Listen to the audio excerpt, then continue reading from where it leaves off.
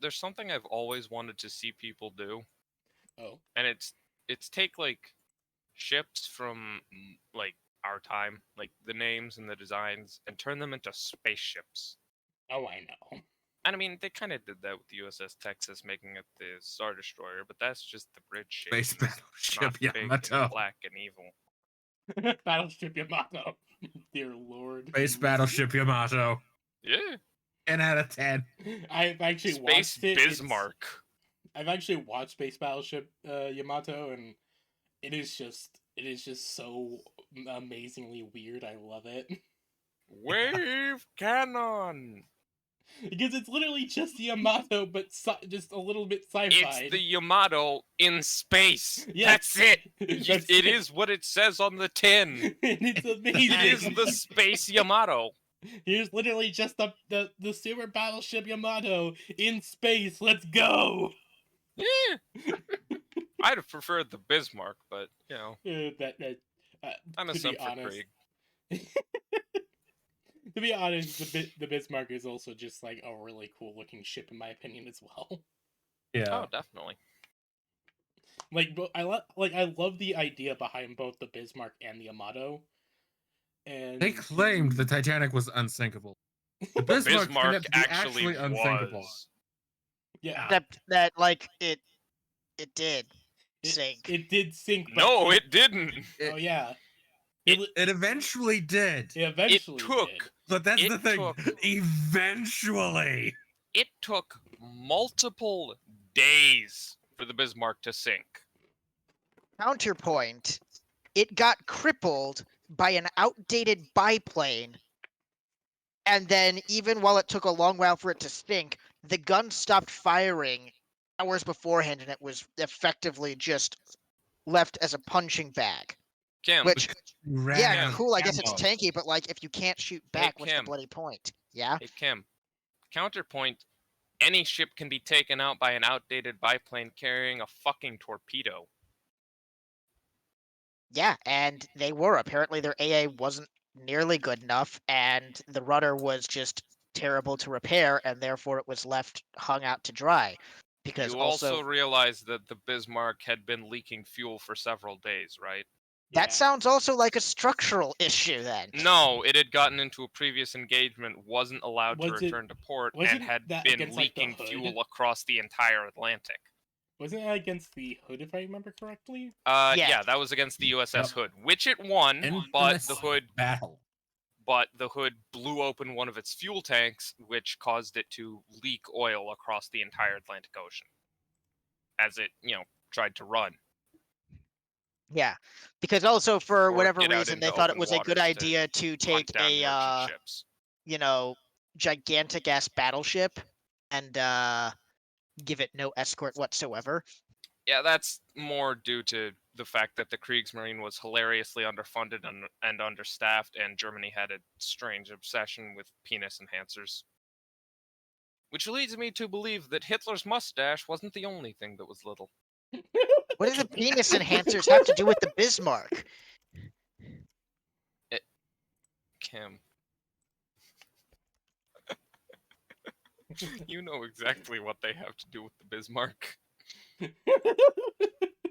Why do little men have big cars? Why do little generals have big guns? Why do little admirals have big ships? Compensation, compensation, compensation. Also, if I remember correctly, wasn't the Bismarck basically supposed to be doing pirate tactics? Yeah, Yes. it was. They made a giant unkillable god machine to hunt down merchant ships. Which Except that Which it is could be also killed. another flaw of Germany. They were complete idiots, and instead of spending the resources on making 100, something like 100 destroyers or 20 cruisers that could do the job on a wider area and much more effectively, they sunk it all into one of their Wunderwaffen, which I have petitioned multiple times for Germany to legally change the definition of Wunderwaffen to wonder shit. Well, They Kudo, have never responded. To explain why they did it also, Candy, when you're on the side where you have a smaller navy and you have less resources, and navies generally take decades to build, you cannot can't- build a yeah. bigger navy than the British can. And if you try to build a conventional navy, they will simply take The a British bigger are going conventional to, navy yeah, and they're blow it up. simply, you can't beat the, back in those days anyways, when people were still unconvinced on the effectiveness of, naval warfare and carriers, you couldn't beat the British Navy, because if you tried using the same tactics as them, they would just beat Yeah, you to remember you. death with their experience. And It's also just the fact of it's like investment. fighting an idiot. It's like fighting an idiot. If you try using their tactics, they'll beat you to death and drag you down to their level. It's their not even experience. that. It's the simple fact of a navy takes a lot of time to build, as And you opposed have to to something like an train air force. everyone, and you have to, equip it, and you have to supply it, and you have to build up the infrastructure to maintain all those ships, which is a lot of dry docks. If a single battleship takes 3 years to build, and the British already have 45 battleships sitting on the channel, and you have like 6, you can't compete with that. Yeah. This is the theory. Then is And you make a small amount of ships, i.e., like super 1 or ships 2, but you have them punched so high above their weight that they they can take on negate an the entire numerical battleship crew. advantage. This was the exact same theory that went into making things like the King Tiger and the Ferdinand. And attempting to It's make the dreadnought Rat. logic. Yeah, it's dreadnought logic. Old Ironsides. Yeah. Back when If you dreadnoughts make were things- first made, they came out and they utterly dominated. And then everybody started making dreadnoughts because everybody wanted these massive force multiplication tools. Yep. Basically, Yeah, it's the capital ship problem. Bigger is better. The Yeah. issue is that the Bismarck and its sister ship, the Tirpitz, were not given nearly enough AA, so things like, the and they biplane weren't wrecked given the nearly Bismarck. enough, and they weren't given nearly enough crew and time for the crew to train with the Bismarck, which And the is Tirpitz got again sunk basically in dry because dock. Churchill said, "Oh, you're making another Bismarck? No, you're fucking not." They're like, it's a Bismarck, but it's also like 20 yards larger. And he's like, not No, happening. you're fucking not. I ain't letting that shit get out of port. And he didn't. He sunk it in its dry dock before it was even finished. He went over and kicked that baby to death while it was still in the fucking womb. And that is how Churchill rolls. Also, Yeah, so But a lot of the problems that arose from the Bismarck and that caused the Bismarck to fail were more endemic problems with the German military as a whole. They focused less on their navy than they should have, especially considering one of their major enemies was Britain at the time. which at the So, time as had a one of the most counter-argument, powerful their navies. biggest And threat their- was on the continent of the Russians, and it's kind of hard to And convince. on the continent, which again comes back to a large issue that the Germans were facing at the time, they Their leader was insisted an on idiot. fighting a two-front war. Instead of just taking Poland, turning their attention to Russia and focusing on them, and most likely getting the United States and Britain on their side in the process, The problem is, they if invading decided Poland, they decided to attack both parties, anger everyone, and fight a two-front war against A, two of the largest military powers on the planet, and B, most of the rest of the planet. you do realize that they were at It's war with the French and the scary, British before though. the Russians, right? Yeah, which is what I'm saying. They should have either focused on the Russians or focused on the French and the Brits. They would have not had to have both. focused on the Allies first, because they wouldn't have been able to get to the Russians without taking Poland, which would have gotten Yeah, the Allies into it. The Yamato had the entirely different issue of it would have been a great battleship like even 10 years prior, but the Yamato would have been aircraft carriers amazing. were a thing, and the Americans And just threw 7 million no fighters at it. one- And the issue with the Yamato is the Japanese Navy was still stuck in battleship doctrine, even though carriers were around and had proven themselves to be incredibly effective. At things, like Pearl Harbor, where Japanese Yeah. carriers sunk a bunch of American Battleships. And instead of learning from that experience and giving the Yamato an escort they learned to from it. protect it from... No, they didn't. They Instead of did. giving the You, Yamato... you misunderstand. See, while they learned from it, the Japanese do not. The Japanese traditionally, they that's the didn't keyword that's going to change come up their a lot here. tactics. They don't adapt. Yeah, They I think the stick more to important thing also was time-honored tradition. They the saw- Yamato was laid down in November 1937. It was commissioned 9 days after Pearl Harbor. So once they realized, oh shit, aircraft carriers are kind of good, the Yamato was kind of sort of already built. Yeah. Which is kind of an issue when your major, flagship essentially is both weak to aircraft carriers, not supported by a group of AA boats, and spends most of its time in port. So Yeah, 'cause, its like, crew doesn't get any training with the vessel. the one thing that really kind of also that like battleships are kind of shitty in the Pacific combat because of how much space there was. Yeah. But also like the thing that really made people realize aircraft carriers could be viable was in 1940. I can't remember what it was, but a bunch of British aircraft carriers went and hit the Italian fleet in port at Toronto. And Yeah. they did a great job there. And that was something that the Japs were watching. They were like, huh, that worked like really well. What if And- we tried that? And they did try it, and they did surprisingly well, but again, as proven with the Japanese military and their refusal to adopt tanks, well, almost refusal. The Japanese military is very stubborn, very traditionalist, and very set in its ways. They do not like Very new much. ideas, much like Japan as a whole. They don't like outside ideas, especially. And so when people come in and say, hey, we should use these giant armored machines that belch out smoke and guzzle up fuel and are slower than infantry, they say, well, why? These are slower than our infantry. They're larger targets than our infantry, and they can't carry nearly as much guns as our infantry. We'll just stick with our infantry, god damn it. Which is a problem when, you're Japan, Yeah, well, how many tanks can which your also infantry came kill into Which is- play versus with how them much using their infantry can these aircraft tanks kill? carriers. Yeah, Y- which From again, what I you can see with understand- them and their aircraft carriers. They realized how effective aircraft carriers could be, but because of how traditionalist the Japanese Navy and military was as a whole, they were slow to actually, focus on giving them the required resources, troops, and training.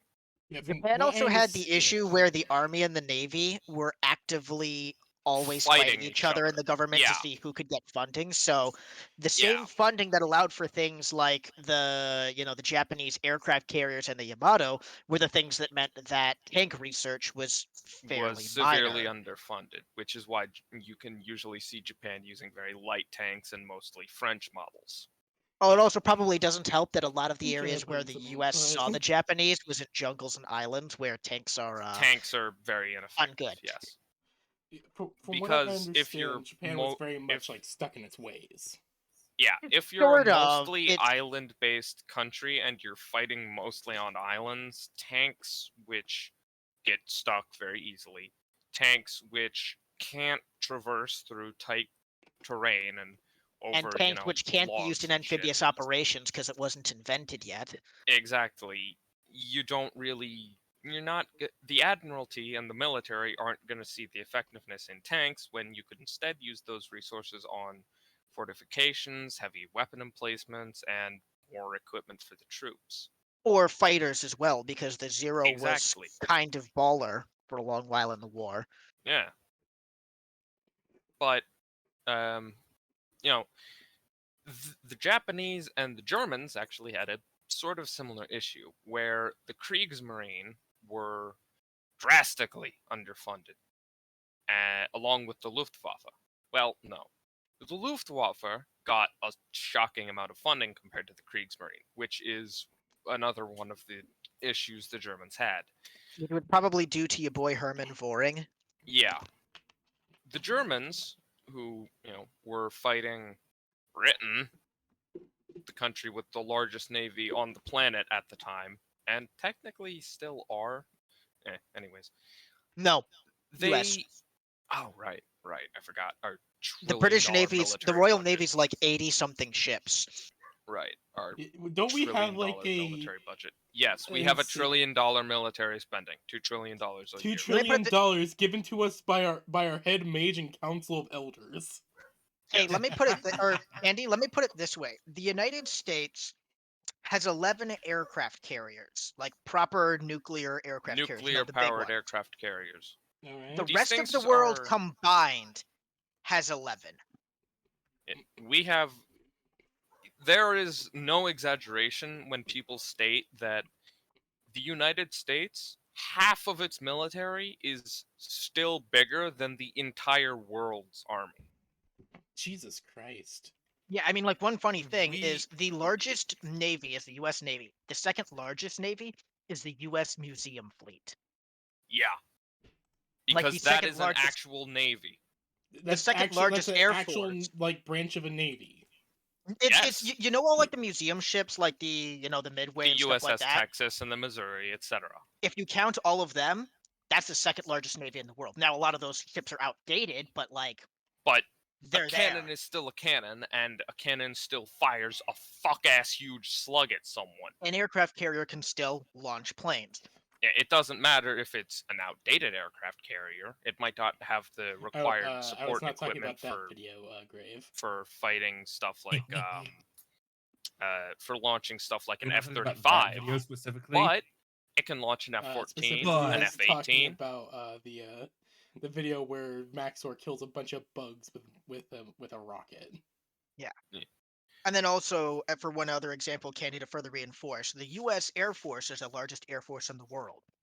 The U.S. Navy is the second largest air force, and I'm pretty sure the U.S. Army is the third largest air force. Yep, Wait, because wait. because Candy, the U.S. Air Force consists of purely aerial operations. The U.S. Navy consists of naval-based operations, which include aircraft carriers, which have their makes own sense. complement of fighter jets. Which and that aerial makes- vehicles. That makes total sense. And the Army requires aerial vehicles to airdrop troops for helicopters, which count as Yeah. aircraft. Helicopters, as a general close rule, are an air- Army vehicle, while and planes are Air Force. Even close air support vehicles like the A-10. The A-10, I thought, is an Air Force thing and was specifically still in the business because the Air Force doesn't want the Army to get the funding. Kind of. It's complicated. The A-10 is actually being phased out because its modernization package is more expensive than the entire plane. It also has the issue of It the causing gu- a lot of friendly fire. yeah, the gun is very powerful. The Big gun But gun is it's not also accurate. very inaccurate. Okay, Big, so big gun go when brr. you're flying, Candy, when you're flying an A-10 and Yeah. you shoot that gun, the gun, the way it's mounted into the A-10's frame, because this is a very powerful gun. This is a very large gun, firing very large, very dangerous rounds. So the weapon, to keep the entire plane from shaking violently from the recoil and the kinetic force, the gun has to vibrate and wiggle a bit in its housing. Okay. This causes the gun to have, when you're firing at a target, with all this in mind, you have a target. It's maybe the size of a bus. Around that target, however, you have a radius of 20 meters. 20 entire meters around that target in all directions. Any rounds that land within that radius are considered to be on target. Jesus Christ. The A-10 is a horrifically inaccurate weapon.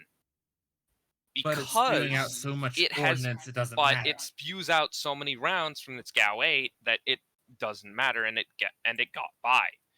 Granted, Another you might issue still with end up hitting friendlies. Which is very common. And when the A-10 was used in the Desert Wars, it was very common for Iraqi and Afghani troops to, hear the sound of the A-10 coming in, duck for cover, the A-10 would strafe Tigger.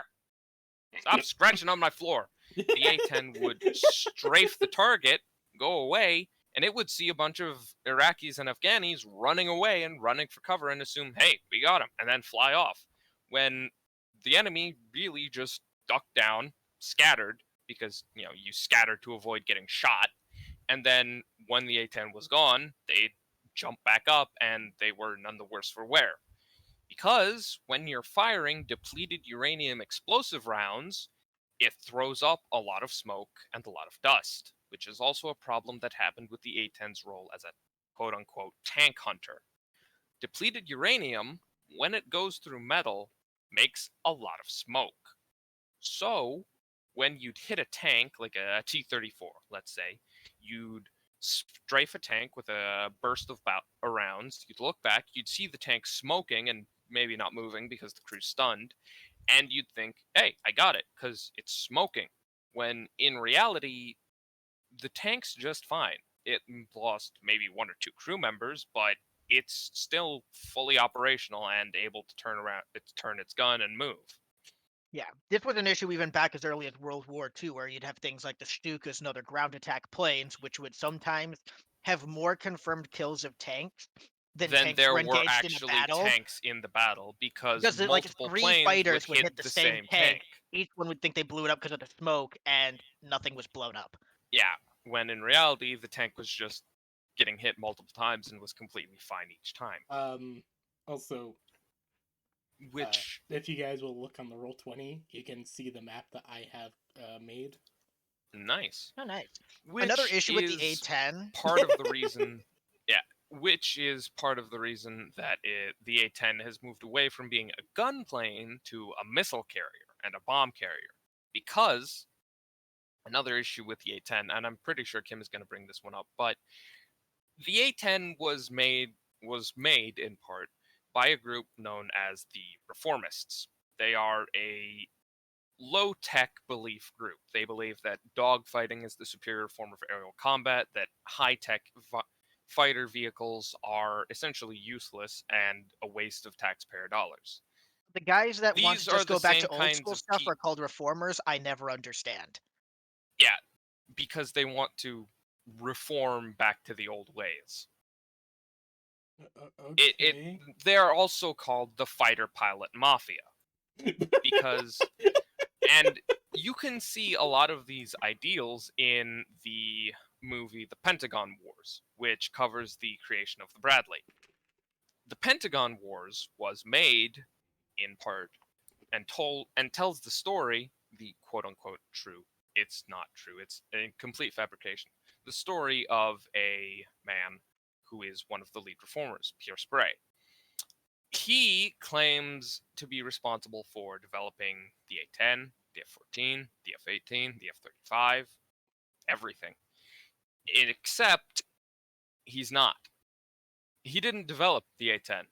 He didn't even come close to developing the A-10. He didn't develop any of the things he claimed because Pierre Sprey is not an aircraft designer. He's not an engineer. He's not on the US military's payroll. He's an advisor to a company that supplies components and in turn advises the actual people who design the planes. Okay. Pierre Sprey is a hack who uses his quote-unquote fame as the designer of all these very famous American planes to rant and rave about how shitty highly advanced fighter jets and aerial vehicles are on Russian propaganda channels. The main argument that reformers I seem to have is that if we have all this low tech, it means we're getting too complacent and we've got these crutches and we're not going to be able to rely on ourselves when the going gets rough. So we should never have these benefits in the first place. And like, And yeah, then, cool argument. Nice to have redundancy systems, but also like, and then you have, should maybe do better. A-10 aircraft not being able to identify whether it's a tank they're looking at or a truck carrying a bunch of civilians, because the A-10 doesn't have a radar, and it doesn't have an identification system, and it doesn't have an inbuilt radio. That was going to be the other part that I was mentioning is that And then the you've got A-10 is a friendly fire 50-year-old instincts. plane It's from 1972. So unlike things like the Apache and the Cobra, which have advanced laser systems for aiming, like the Cobra is really cool. When you move your head with your helmet, the gun moves to point to wherever your helmet is looking. Yeah. That's an advanced system. It's fancy stuff, but Very advanced. we have laser guiding that can make a missile hit within an inch of a target. Cool. And That's that Yeah. technology didn't exist in the 70s. It showed up in the 80s, but it wasn't the around in the 70s. A10 doesn't have any of that technology. You have this giant ass, notoriously inaccurate gun.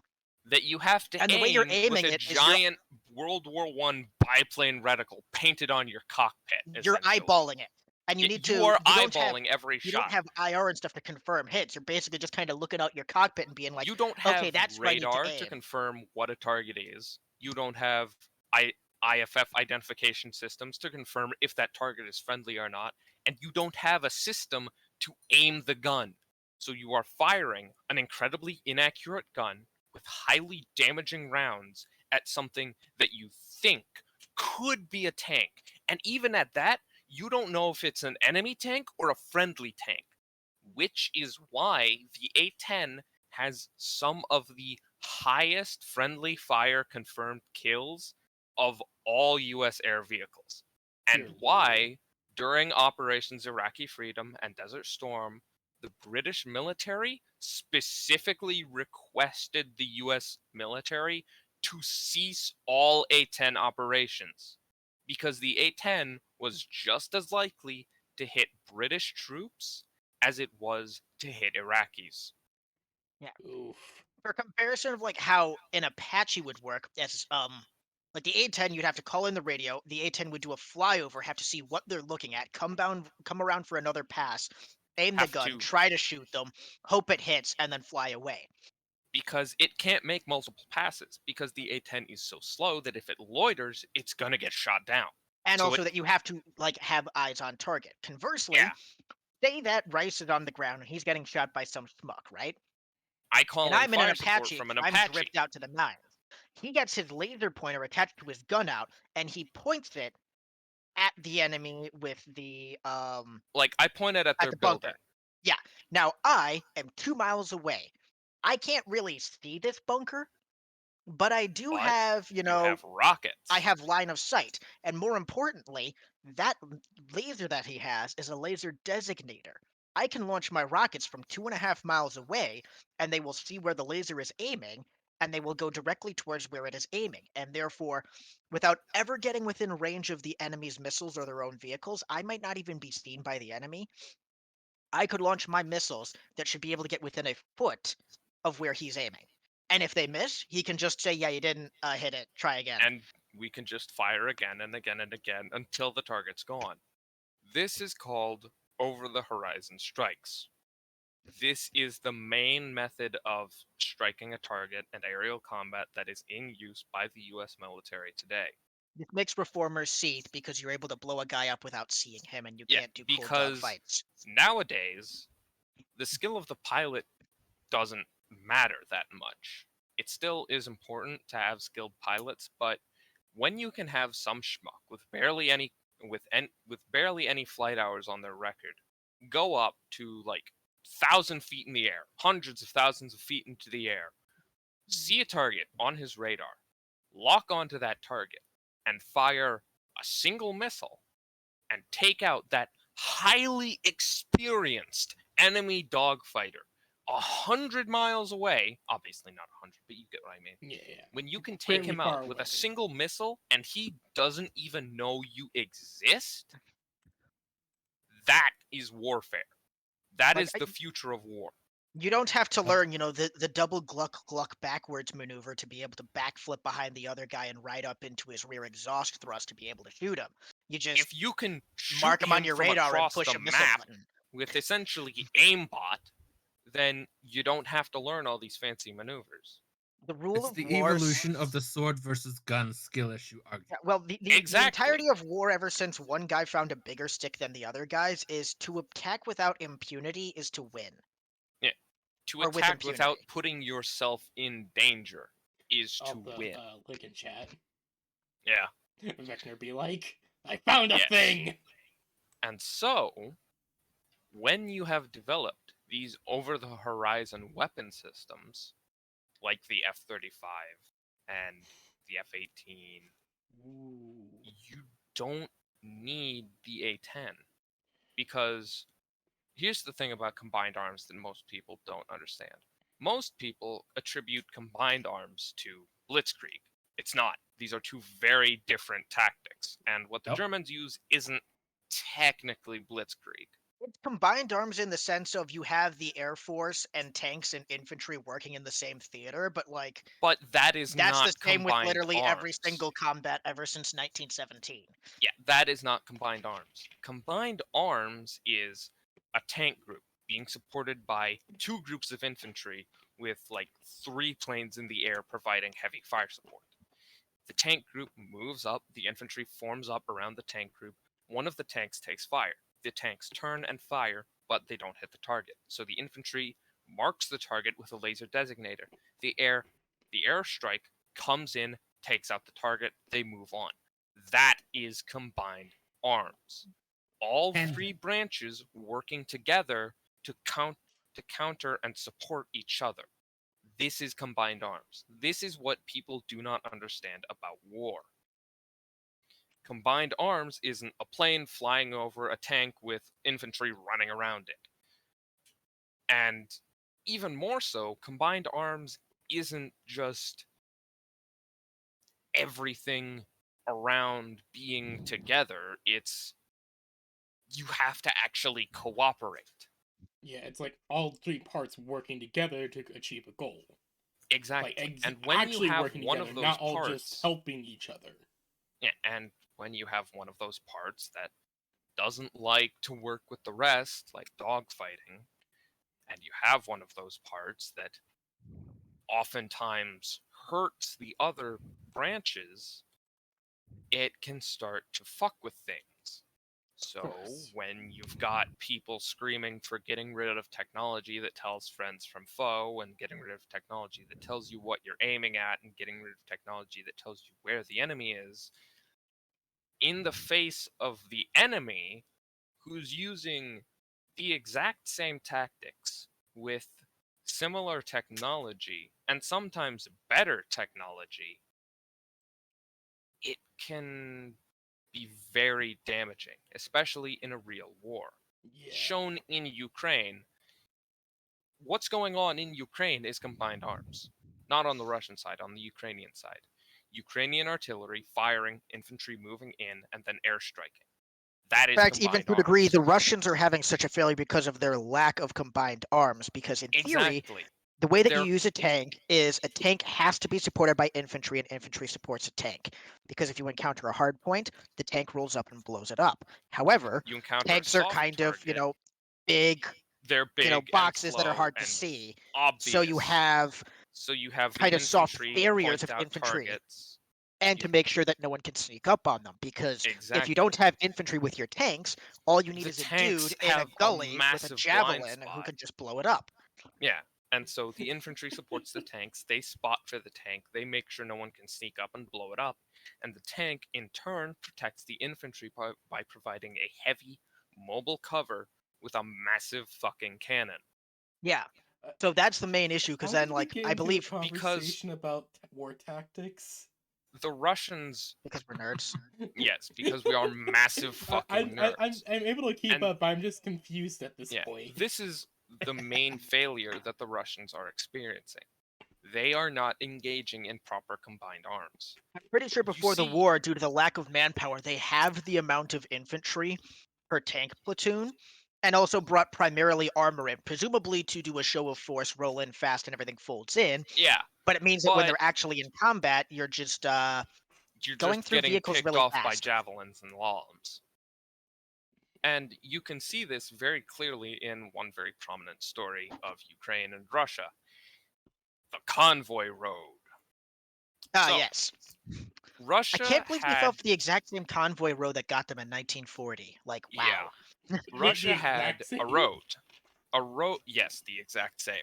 Dude, After, got them in after Rice is 1940. done, I will explain what happened in 1940. So there was this road that led into a city. I don't remember which city exactly, but Russia was using this road to move in convoys of troops, tanks, supplies, etc.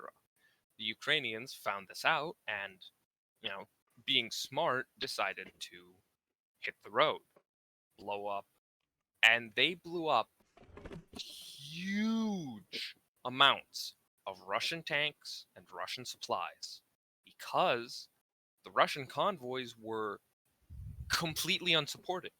They were completely alone, just tank, tank, tank, tank, tank, tank, tank, tank, tank. And when the lead tank and the rear tank get hit, the convoy panics because they can't go forward and they can't go backward, so they start looking around. And then tanks in the center start getting picked off. Kind Bang, of like bang, that bang, thing bang, bang. in Star Wars. And then eventually during the the Clone Wars. entire convoy's gone.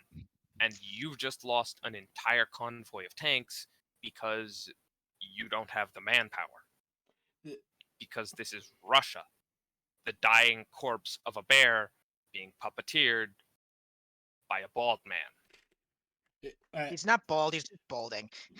He is bald. He doesn't the have first hair thing on his head. That makes me think of is Star Wars: The Clone Wars during the Ryloth campaign. Almost exactly, yeah.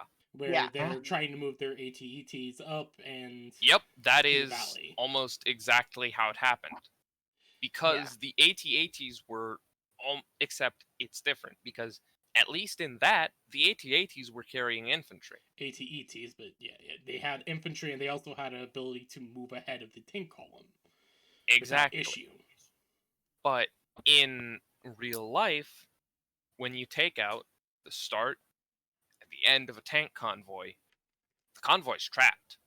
Because if it's on a road, then, well, it's a convoy.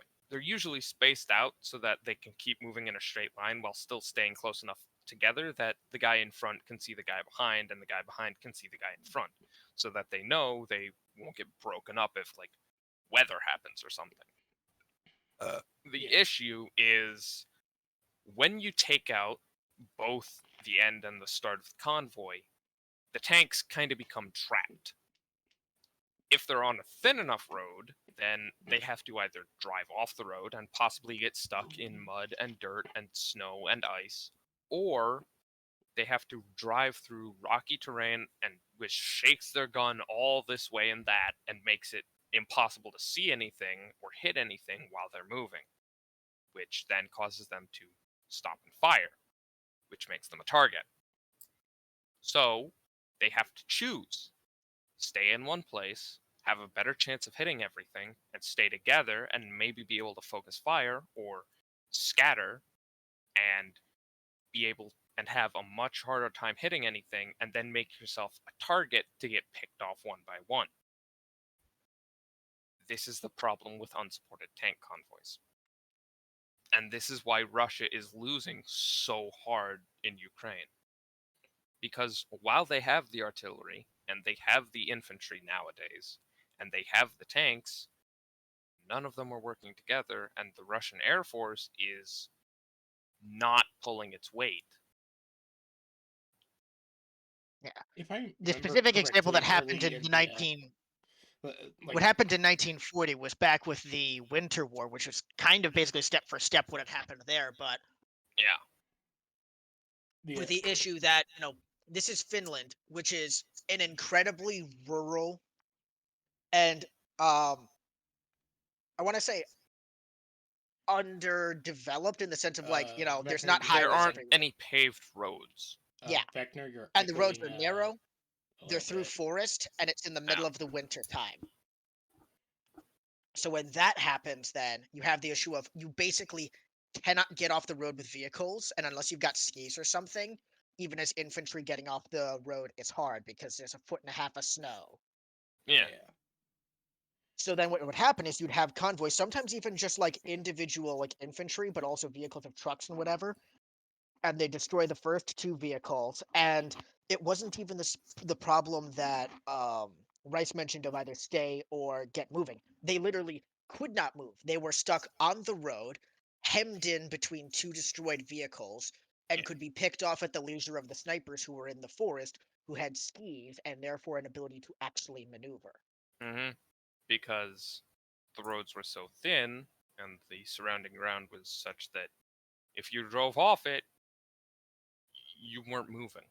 This is why when the Russians tried doing a maneuver of basically attacking along the entire Finnish front, most of the northern assault kind of broke and collapsed fairly early in, because those were the areas that had the least developed roads Yeah. and just were completely just torn to pieces and just losing men for what was effectively empty ground. The only way the Russians were able to win was by concentrating their force towards the southern areas around the Mannerheim line, towards Helsinki, and ultimately just, yes, using the Russian, like, the Soviet wave tactics, but in the very real and somewhat brutal environment of, we have reserves and you don't, eventually your soldiers are going to get tired and run out of ammunition. Which, in Yeah. their defense, that did work, but it also meant that they lost, like, they had a third of a million guys as casualties compared to the 100 or 80,000 of the Finns, which And is the Finns embarrassing when you're lost, basically losing to like a bunch of dudes with skis and bitch ass rifles as opposed and to a country that's not even a third your size. and like a tenth of your population maybe. Yeah, maybe, if you're being very generous. And the best part about the best part about the Russo-Finn War, um, the Finns barely lost any territory, and they got it back not too long after that happened. I mean, they still don't have Karelia. Yeah. But, So you they know, did with lose one of what's the more happening, populated and industrialized areas. Like, I hate to say it, but the area of Karelia was probably more useful to the Finns than the bit that's around Norway and Arkhangelsk. yeah, most likely. So yeah, they did technically lose land, but as far as it could have gone, which would have been ending up like the Baltic states, they got a pretty damn good deal out of it. Oh, yeah, definitely. And what's funny is this war, the Ukrainian war with Russia, this was supposed to be a triumphant victory to show just how strong Russia was. And all it's really doing is showing that Russia isn't Russia anymore. Yep. This great Russian bear that was the USSR is gone. And in its place is a rotting corpse and a pathetic being that can barely even handle a bunch of angry farmers. Ironically, The it bear has is gotten old and lost its claws and teeth. it's a lot like either Exactly. the Finnish War or alternatively the Afghan War as well. Yeah. Now, Like- granted, the These- Afghan War was more of an insurgency conflict as opposed to a invasion that went wrong, but Yeah, and asymmetrical. But it Yeah. is asymmetrical warfare. this one's it's asymmetrical, but it's also conventional in the sense rather than, having plainclothes fighters and stuff fighting against an occupation sort of thing.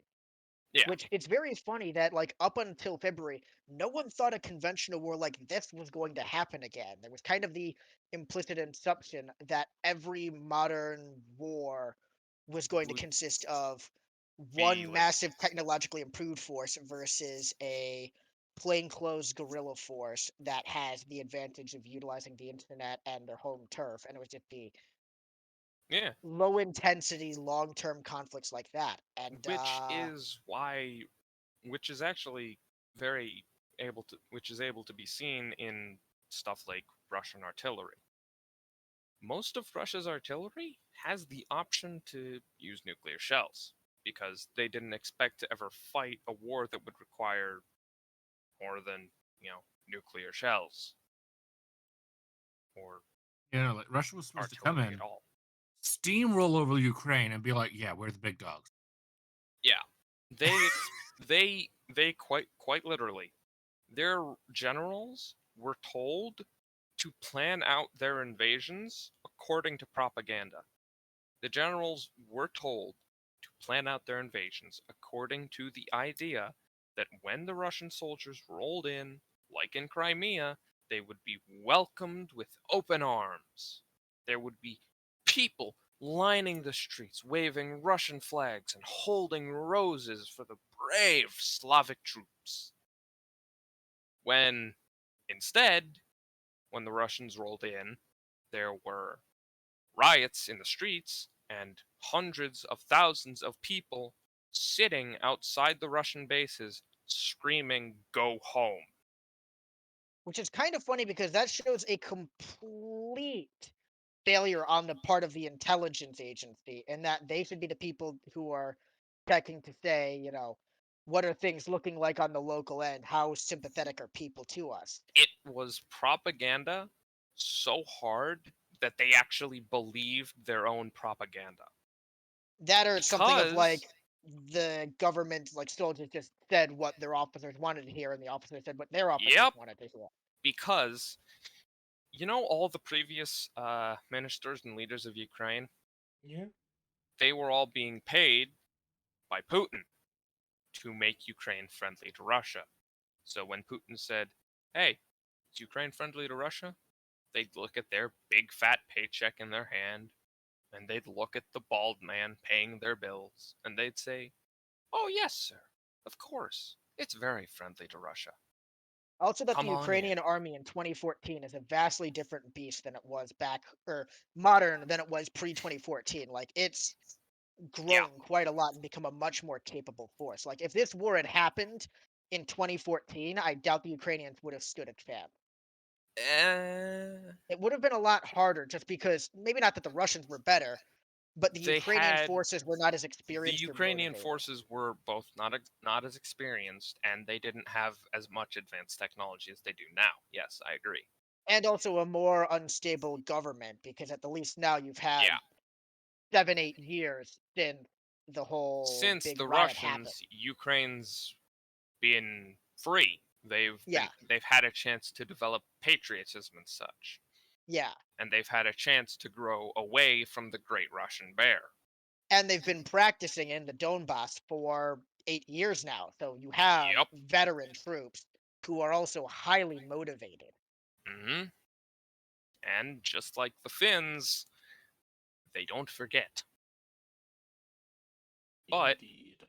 you have these leaders for multiple terms, multiple years, looking at Putin and their checks and those beautiful yachts that they could buy with those checks, and saying, "Oh, yes, sir. It's very friendly down here."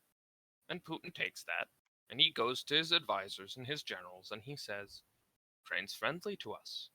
Plan around that." Meanwhile, the presidents and such have done no such thing. Ukraine still hates Russia. The people still hate the Russians. And all they're doing with those paychecks is buying another house in another country and another boat. And all these things come together. The corruption, the issues with Russia's government and quartermasters, which is a whole thing in and of itself, the failure in the Russian tactics, the failure to use proper tactics, the failure to prepare, the failure to mobilize, and The all of classic this also comes of together. underestimating your enemy, which has Yeah. failed in so many people. Yeah. Which comes together and shows that Russia's incompetent. So, with this happening, all those great Russian tanks that people were buying, all those great Russian fighter jets that people were buying, all those great Russian fighters that relied on American GPS systems Oh yeah, are also the useless. Indians who bought a bunch of Russian tanks that were getting upgraded by Russia, they're not being given back. Yeah, they're not giving those tanks back.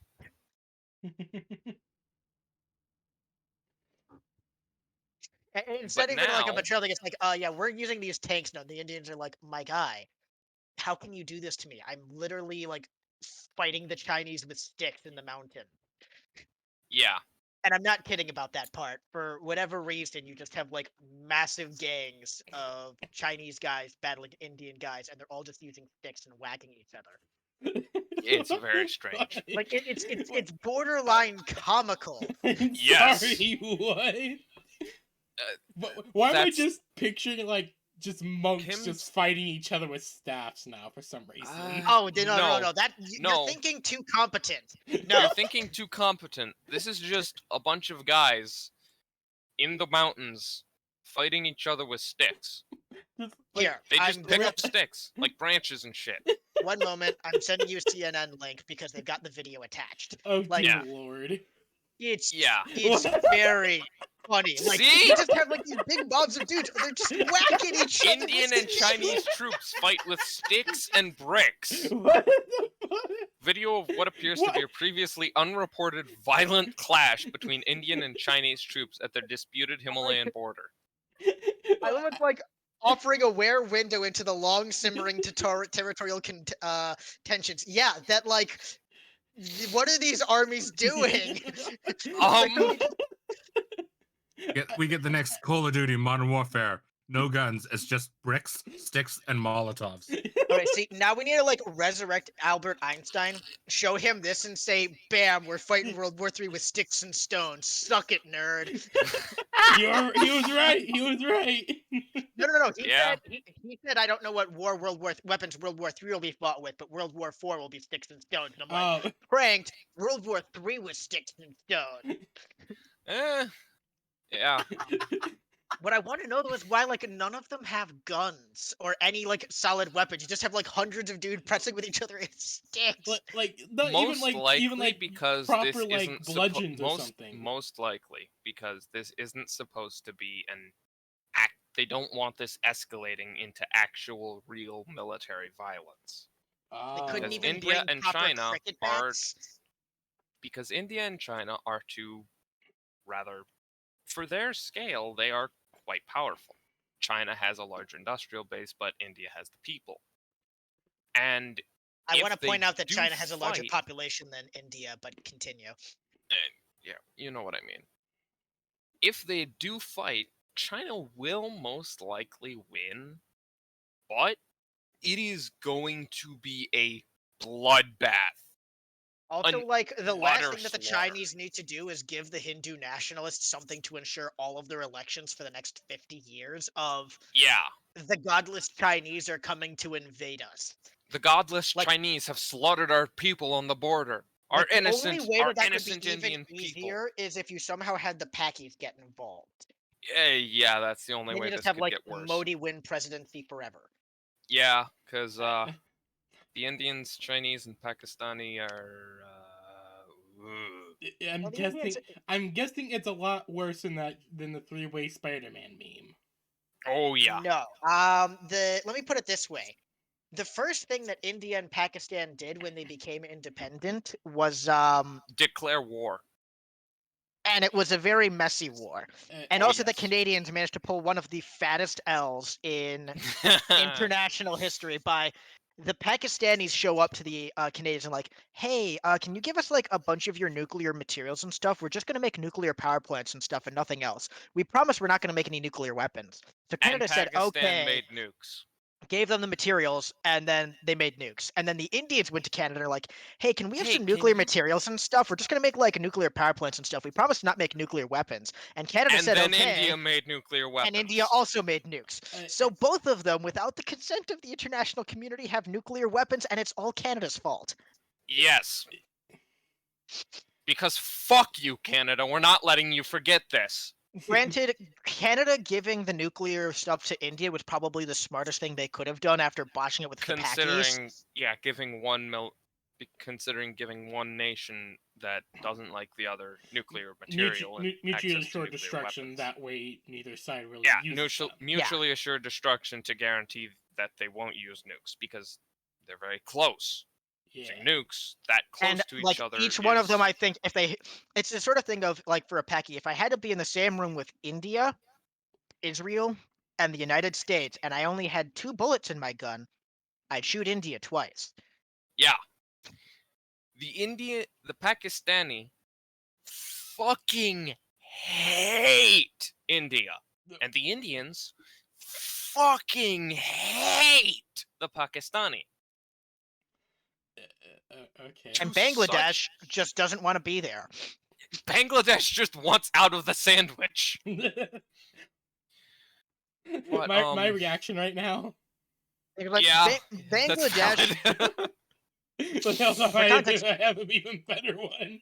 Oh, God. Bangladesh used to be part of Pakistan because it was primarily is Muslim, so it was Yeah. East Pakistan. However, it's an entirely different culture. This chafed for about a decade until you had a sort of a bunch of purges by the Reprocessing Pakistanis of the all you guys Bangladeshis, are which broke out saying. into a war, and that all Yeah. started going off. And then the Indians were like, "Wait, the Pakistani government is fighting somebody else nearby us? Well, I don't like the Bangladeshis. I don't even care about them. But if it means fucking over the Pakis, I'm in." Yeah. So then the Indians got involved on the side of Bangladesh in the Bangladesh Independence War. And then they took Bangladesh, and now Bangladesh is an Indian city. No, Bangladesh is an independent country. Oh, right. My bad. Okay. But it's Okay, still I'm, kind of it's so in between the two that this it'd be caught in the crossfire of any military It's not even in engagements. between the two. It's just an enclave of India. Its only land borders are with India. Yeah. I'm just sitting here like, okay, this is a lot. What was I going to say? Oh, yes. Due to the Russian-Ukrainian war, a lot of countries, like African countries or India, and as we said, India and Pakistan, who were going to buy Russian vehicles, like Russian tanks, Russian fighter jets, etc., after seeing how thoroughly trashed they were by a bunch of angry grain farmers with laws and javelins, have, instead of buying Russian products, turned to the Chinese and bought their products. Because the Chinese aren't currently getting their asses kicked by a bunch of farmers. Yet. Yes. So, anyways, Lancer.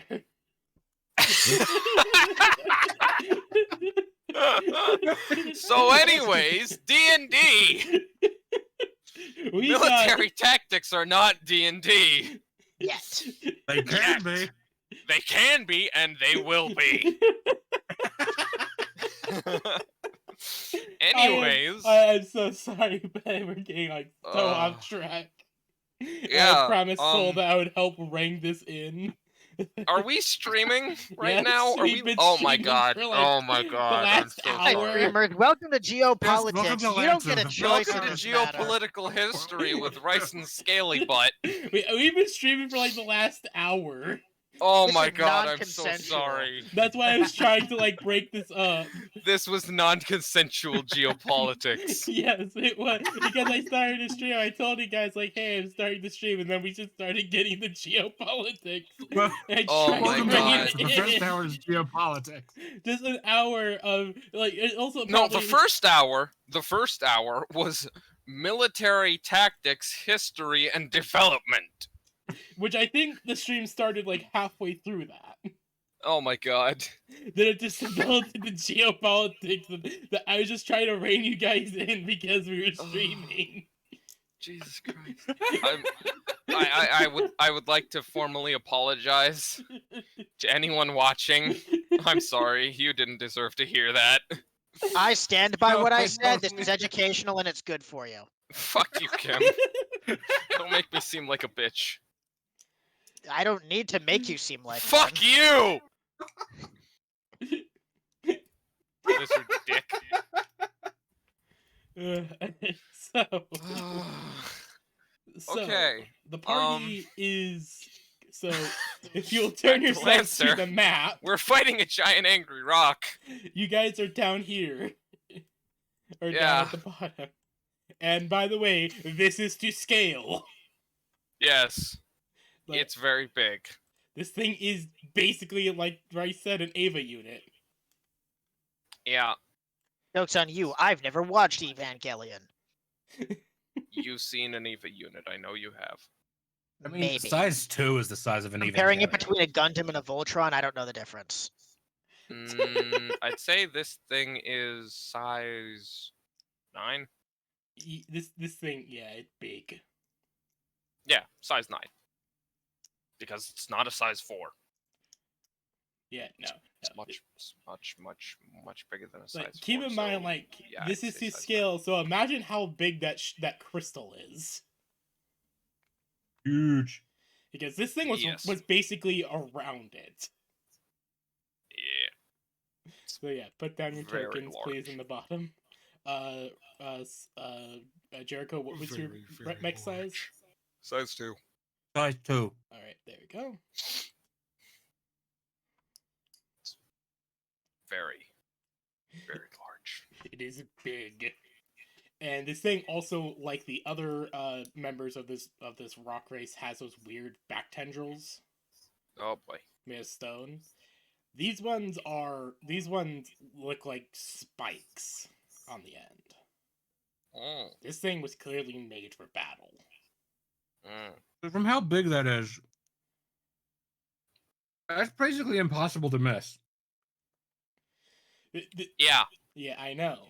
This thing it's fuck huge. is fuck huge. But also So- keep in mind how agile and energetic Rocky was described. This thing Moving is at still 100 one of miles their per kind. hour with 2 broken legs. This thing is still one of their kind. It's just big. And Rocky was smaller, could move at 100 miles an hour and jump a mile-wide gap with 2 broken legs. We're fucked. It'll be fine, I'm sure. We just need to like use the power of friendship and also gun. That's fair. So for this fight specifically, because I feared that that Soul and Orbital would not be here, this is the scaled down version. In terms of how powerful it is, this thing is still powerful as hell. Oh boy. But like, it's scaled down for it to be more manageable for 3 players. That is appreciated because I blame like other people for this. Hey! Not you. Good. But yeah, this thing is just looking down at you all. The elder just says, Hola, mi por favor. The elder just Hablo looks to inglés. you. The elder just looks to you, to you, Vecna, like, what? I'm trying to communicate. I'll put down your token for you, Haran. Thank you.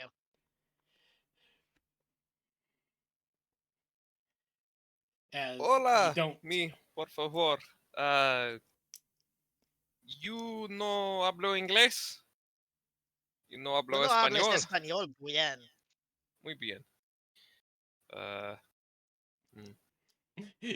When panicked, the Vecna speaks Spanish. No, he's just thinking. I You should don't stop doing suppose. Let's try talking. Just gonna try talking before it, crushes us like a bunch of tin cans. Roll me a d20. Oh God. Wait, old man, isn't it your job to like to talk to him? Okay, so remember that Vecna currently has the elder in his cockpit. The old guy is in the secondary seat. Think This of is it a like how two-seater Commissioner cockpit. Gordon sometimes rides in the back of the Batmobile. Yeah. I've never seen that. It's Real. it's scaly butt Kim. 2-person fighter jet. Yeah, that makes 2-person sense. cockpit. He's in the second seat. You are able to send out a message, and this giant thing responds. Oh. How it responds is kind of interesting. Because its giant tentacles pierce into the ground, and you hear a message in your mind. What the fuck? Why you speak to me like that?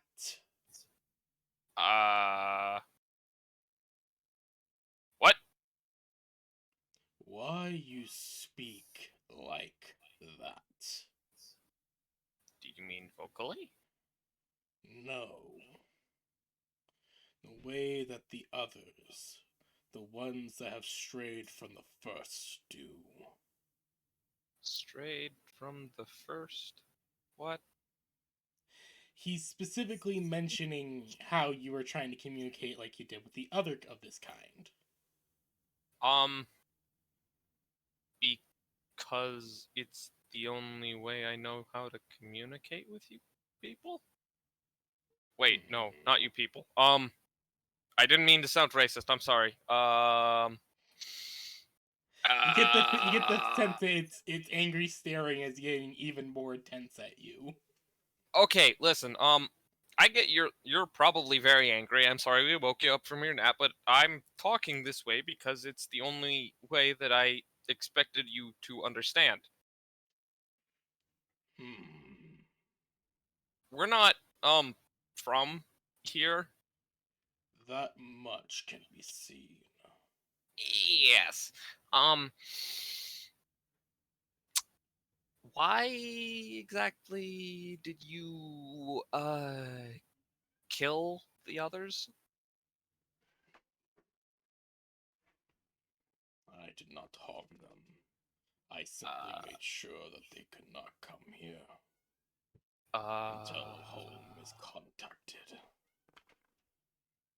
Yeah, about that. We're kind of here to help contact home for you.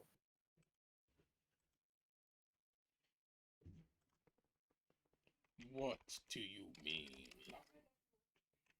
Okay, so you know how your big shiny rock is letting off sounds in all directions? It is trying to send a pulse wave through space and time to contact home. Yeah, you see, the issue with that is the energy type you're using and in the method you're using, it becomes diluted when it travels across long distances. So anyone listening, if they didn't know what they were specifically looking for and how much it had been diluted and the exact frequency, it would just show up as background noise. Home doesn't know you're calling them. Home must know we are here, would they not? For we were Well, sent from I'm them. sure I'm sure they know you are out there or out here, but they don't know from what direction. They don't know how you'd be communicating, and they don't know that you're actually still alive or that you even reached your target because you didn't. This isn't the world you were supposed to land on. You do not think I know this. I'm sure you can realize that, sir. But what I'm saying is that you need to change the pulse from radial to focused. You need to point it in the direction of home, not just across all of space and time. Because, space and time is big. That's a lot of space and a lot of time. And that's a lot of time for energy to travel. And, I've said it before, I'll say it again. When energy travels through space, it becomes distorted and it stops sounding like energy, stops sounding like anything that can be understood by anyone. It just becomes background noise. Haran. Haran and Grave. Can you both give me a kind of roll as well, a d20? Yep. As this conversation is going on. 5. Oh my god. You fool, expecting like straight answers out of Haran. Grave? Okay, so Haran, you're just looking up at this thing just like, holy shit, that's big. I mean, it is. Big. It's It is big. very big. very big. and you're just staring at it. Well, Jericho, you notice that there is something going on with Vecnor's mech. Oh no. Specifically because he rolled so high, you see that it at its feet there are crystals that are like attached to it. Oh no.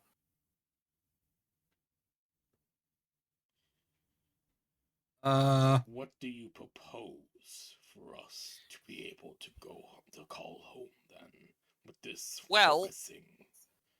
How would it work? up top on the surface.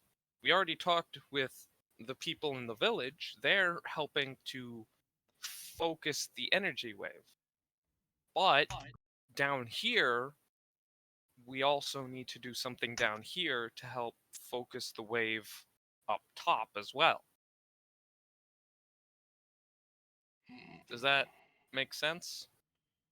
Who told you that you must come here for that? The small one, 6 foot, blood red crystals, kind of tentacly like you. Show him.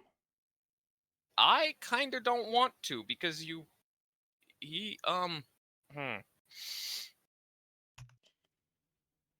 Okay. This giant thing just steps forward just a single step. Show him. Okay. All right. I said okay. All right. Okay. All right. I love how scared this is making you, dear lord. Sorry about this, old man. Sends private message. Private text message to Vector. Oh God. What do you privately text over to Vector? They want to change your feet. What the fuck does that mean? Do you text that back?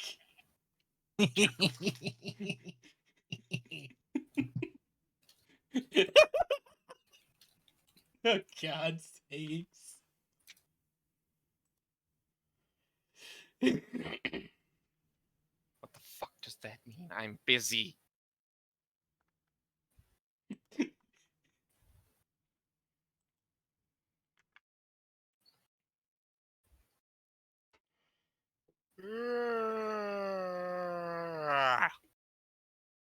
Fuck.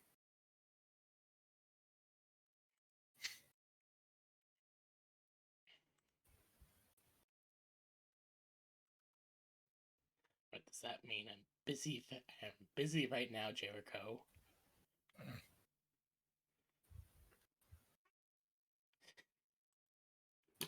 You there, Grave?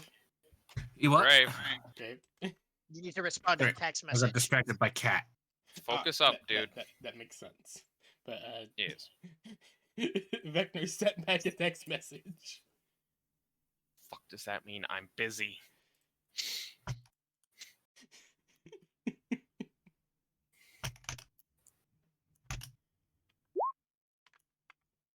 Just Just bristles or something? What?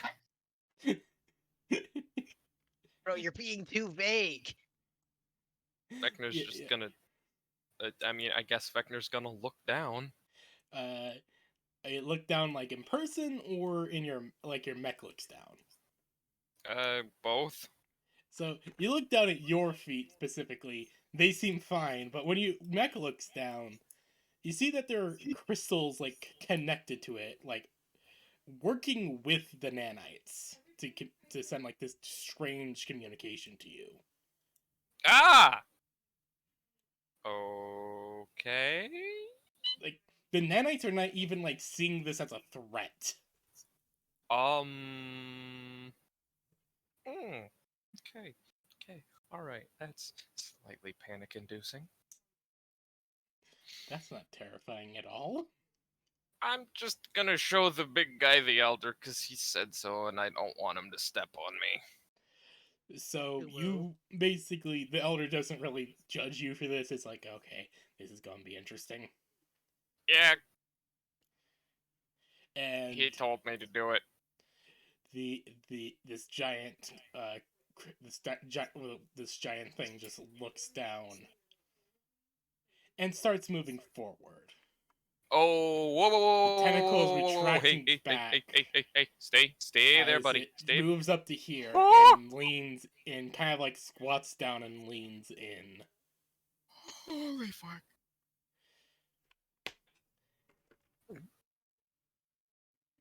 Hello. You are very close. And it just looks at the elder, studying him. Before it says, I see. He is like me then. Like you? One of the firstborn of the crystal, of the shard. I am so confused. Would you like to know what I speak of?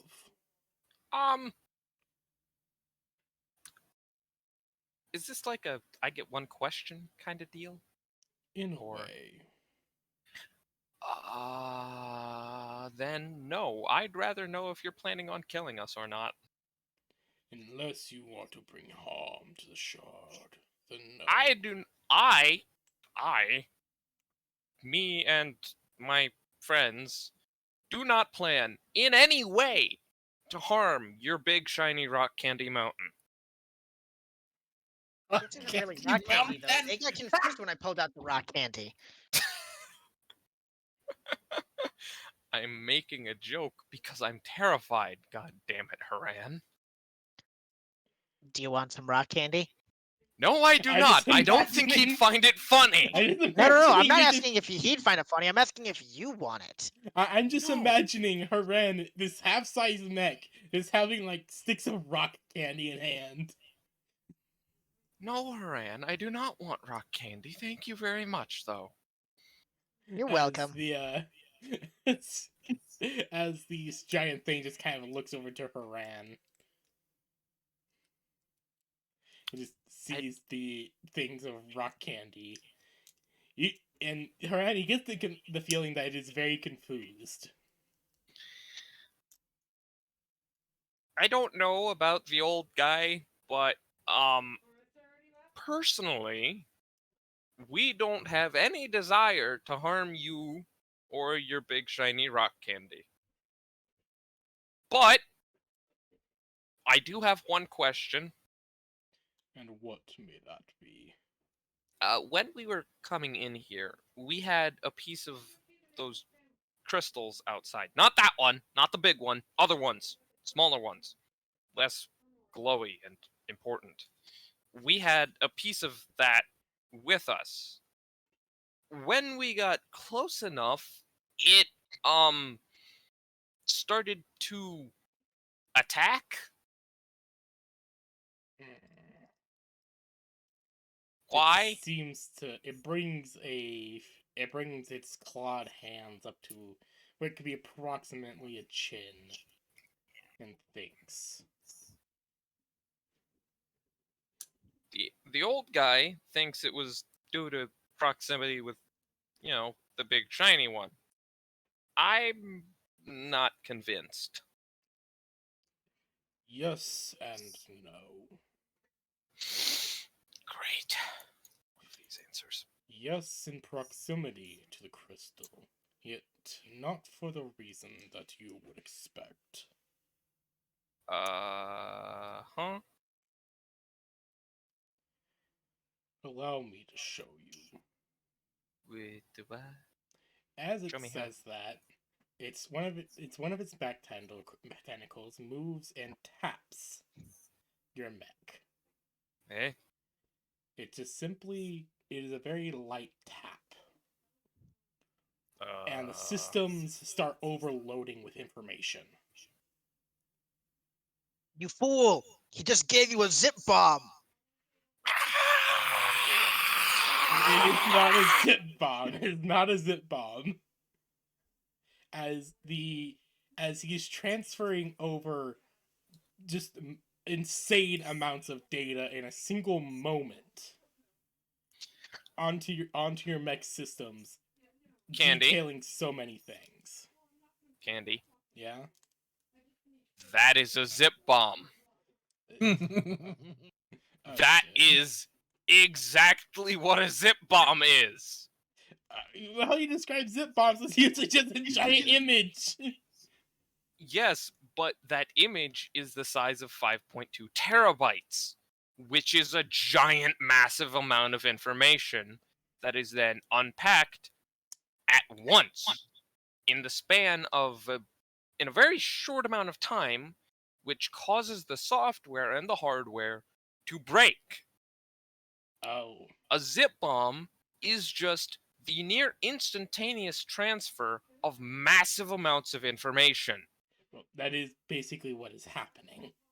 So yes, he hit Vector with a zip bomb.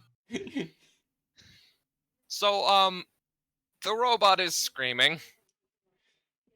The giant thing just kind of like moves back confused.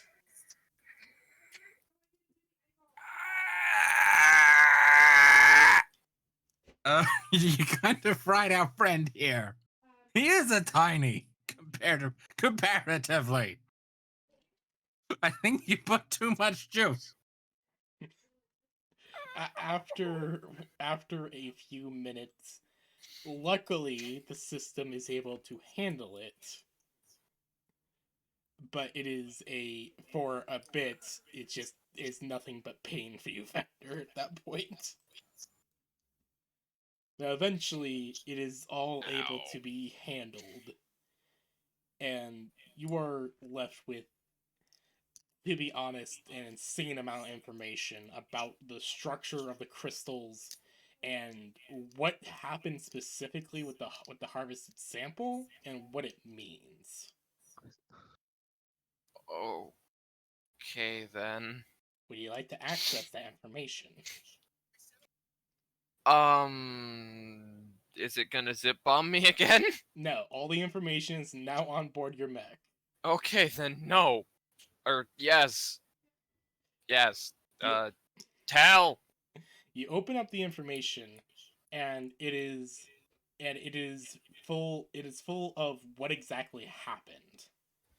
As it is basically describing how one of their own is made. A fragment of crystal digs within some sort of mineral deposit or even just stone and starts to forge a body from that.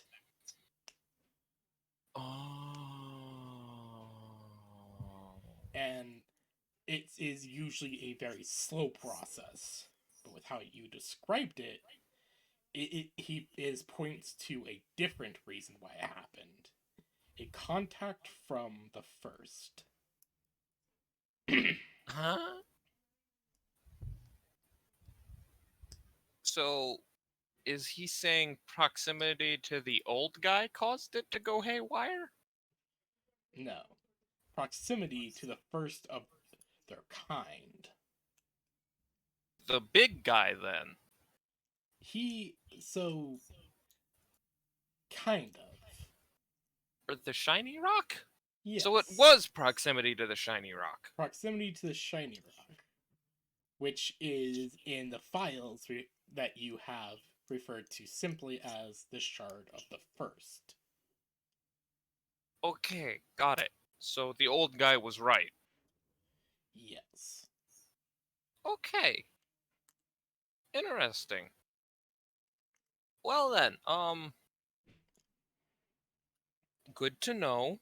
Glad we weren't being attacked or murdered. Don't do that again, please. Is there something wrong with the sharing of information? That much? Yeah, that's like oh fuck, what's an accurate comparison for a thing made of rock? Getting punched in the crystal. I see. Very painful, very disorientating. Ah, my brain. I apologize for such Yeah. inconvenience. No worries. Interspecies differences happens all the time. Is your kind not I'm able lying. to process the amount of information then? I can, just not all at once like that. Hmm. Mm. That much information is what we call a zip bomb. And they are still used today to take out, even to permanently destroy, very advanced computing machines. You overloaded the poor boy's brain. Ah, I'm fine, just give me a minute. Elder. Does someone else want to try talking to the big rock man? I don't know if I physically can. You know, he's doing that whole vibration-y code thingamajig, and I don't know how much I vibe with that. Like, I can't Fuck do you. that. He's Fuck you Why? not too. speaking Just say directly no. to Vecna through his own mech. Oh, I mean, I don't know how much I know that though. alright. Alright. All Range you know is intact. that this big rock thing is very, very, very close now. Okay, my brain is mostly intact again. Ow. What were we talking about? You were requesting information about what happened. Right! Well, I've got my information now. Now, So, I have a question for the Elder. okay. As this thing moves its massive hand towards your mech,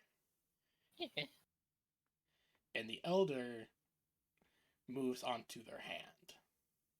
Okay.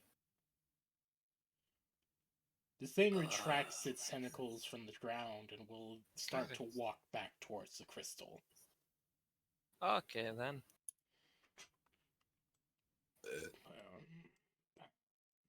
I think we might have just avoided fighting them.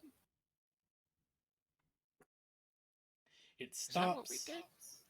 and then looks up to the massive crystal. Okay. Then back down to the Elder in hand, and slowly moves the hand towards the shard of the first. I think we did it.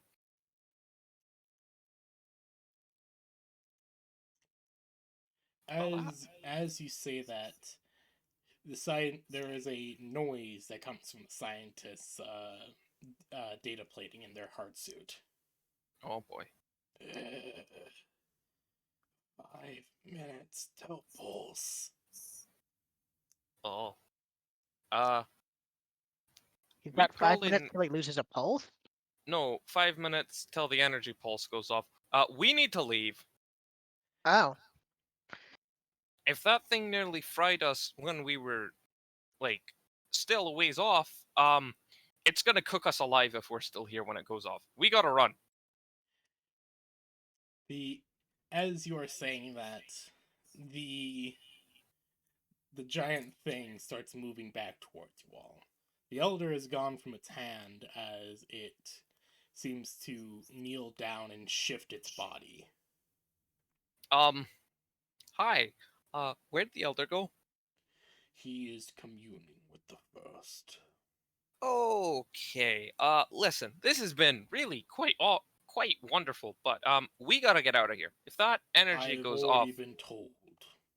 Okay, yeah, good. So, do you know a very, very, very fast way out? No, but I may protect you. Fuck. Oh, well, that's very nice of you.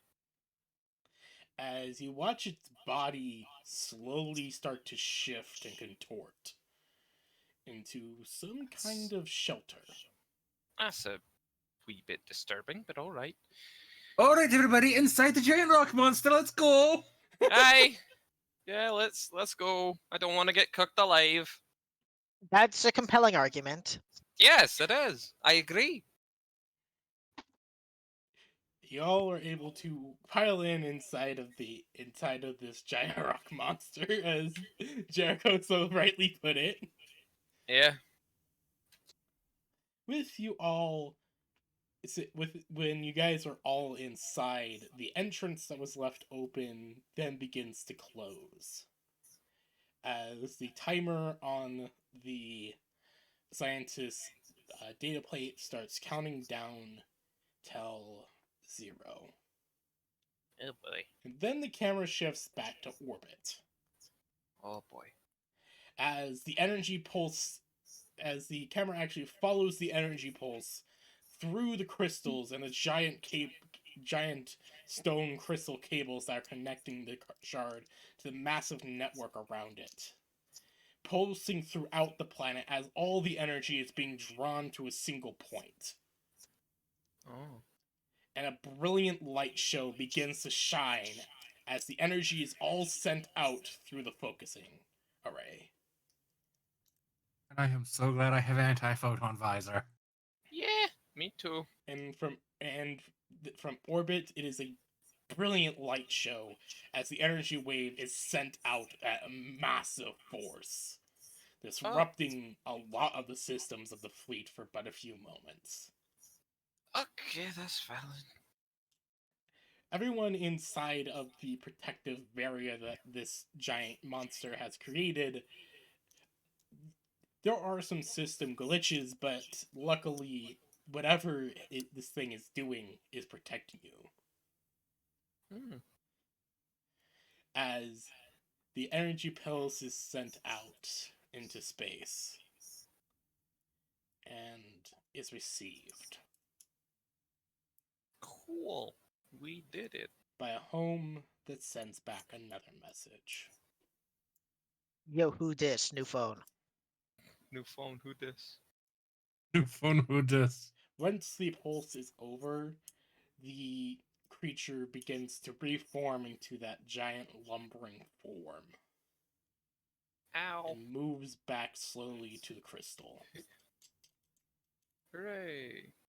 where the elder you see where you see the elder being returned back, and this colossal creature returns to its place around the shard. Sweet. We did our job. Indeed, the elder says as it moves up to you all. Okay, let's get the fuck out of here. Of course. I have had enough strange alien rock monster bullshit. Thank you very much. As you say that, this creature is just reforming to create like a protective shell around the shard. It's valid.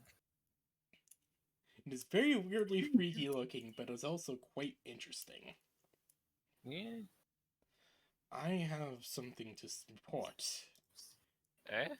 was that? Mostly to the village, but home responded. Oh, cool. It's in trouble. Oh, not cool. Well, let's book it. Well, let's go. You guys travel through the tunnels once more, but as you travel, there is no more pulses. There's no more massive energy waves that go through it. Now, roughly every 3 minutes, there is a small pulse of energy that flows throughout the crystals for but a second or two. 3 minutes of small pulse, 3 minutes of small pulse. It's quite odd. Weird.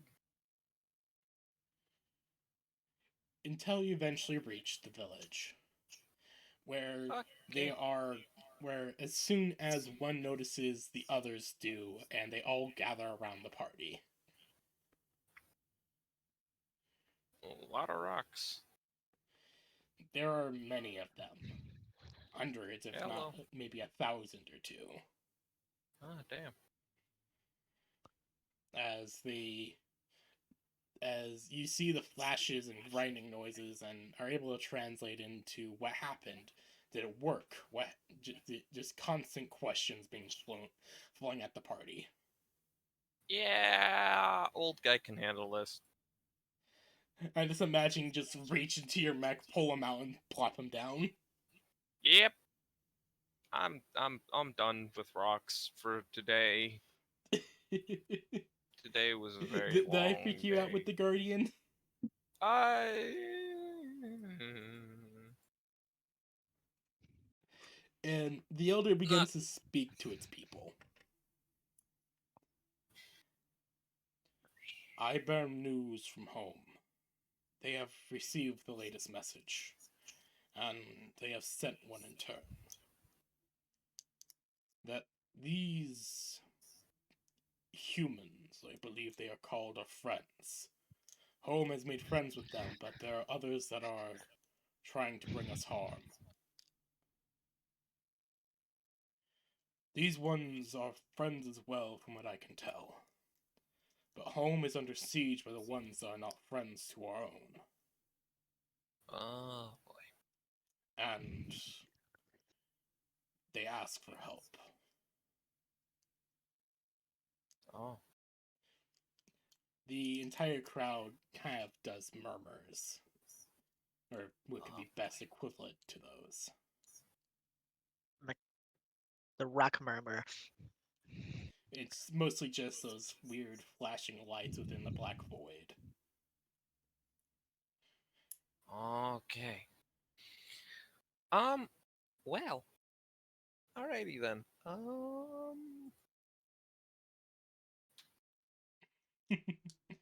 What is what are your thoughts on this, Vector? Sounds like a union issue. Aren't most of our issues union issues? No, most of our issues are our issues. These kinds of things are union issues.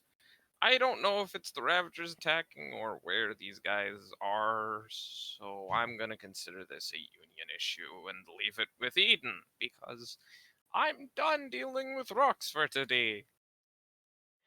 You do find that Rocky does move up to you and thank you for everything that you've done.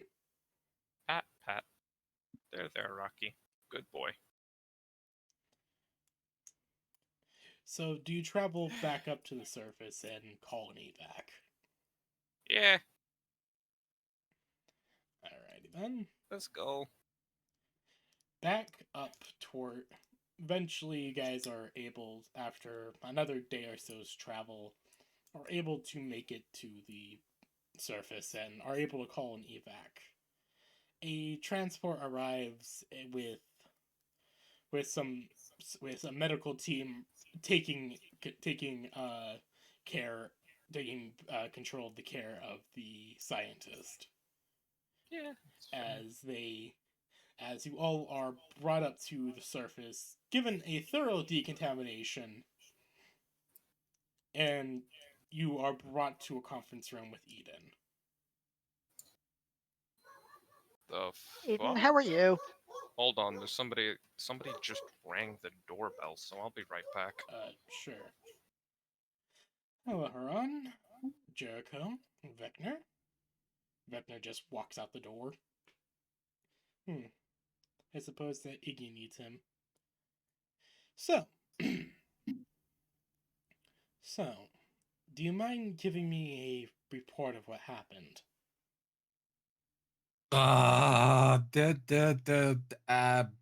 There was a huge rock, dude. And it did rock things. And it spoke. Okay, technically none of what he said is wrong. But Just- perhaps more detail would be good. I'm still Yes. processing this shit, okay? Yes, a great more detail would be very much thankful. Haran, could you be able to supply such details? I can certainly try.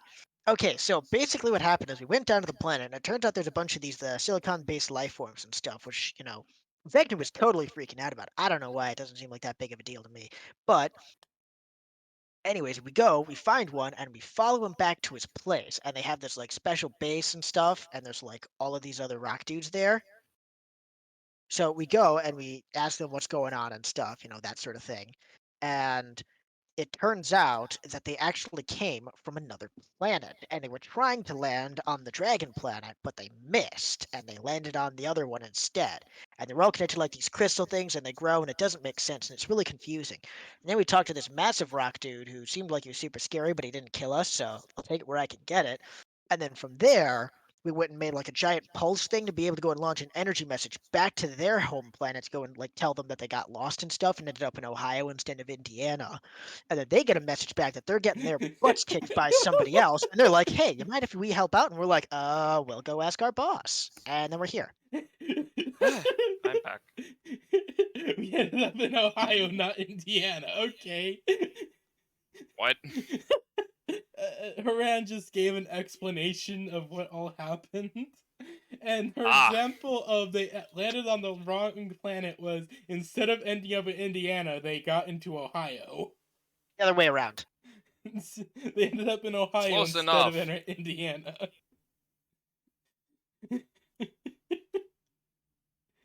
Also canonically, Vecna just exited the room and now has Iggy in his arms. Accurate.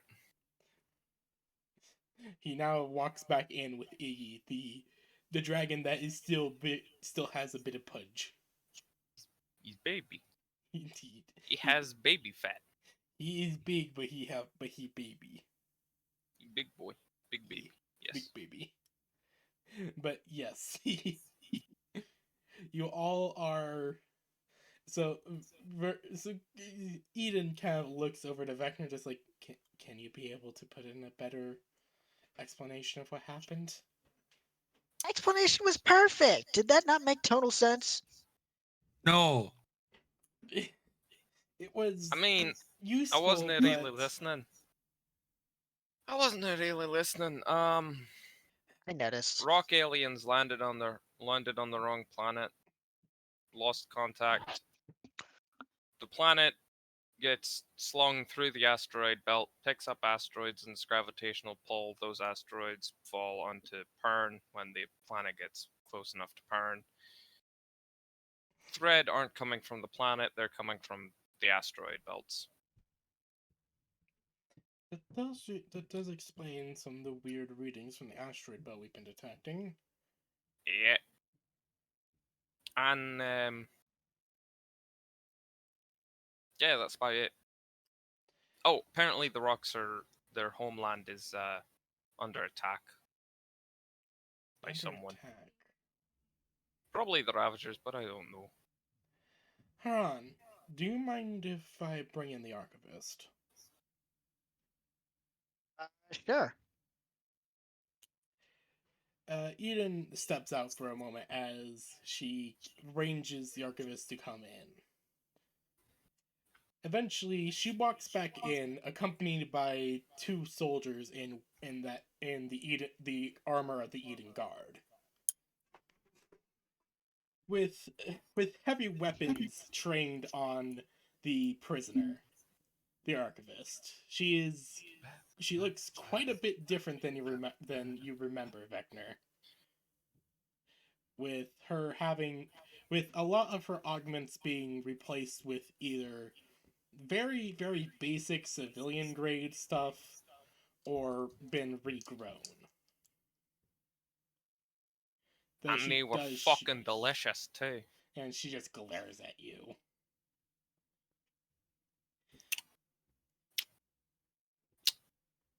Vecna, please. She can't have her augments back. I know that. Good. So, I was called in because I might have information regarding a newly discovered species. Rocks. They're rockmen. Big rocks. They're alive. They got crystals. They glow. They talk through vibrations and glowy lights and face holes. She just pauses before she sits down. The two guards still training their rifles on her on either side of her. I mean, obviously. Before she fully sits down and says, "What? You mean they're here?" Did you not fucking know about that? No, we did not. The system was quarantined because of the thread. Oh, yeah. Not because They're of on that planet. They're meant to be on Pern, but they missed. the people of Stone are here. That shouldn't be possible. We would have known about any colonies. You sure about that? We tracked They've them been down. sending out.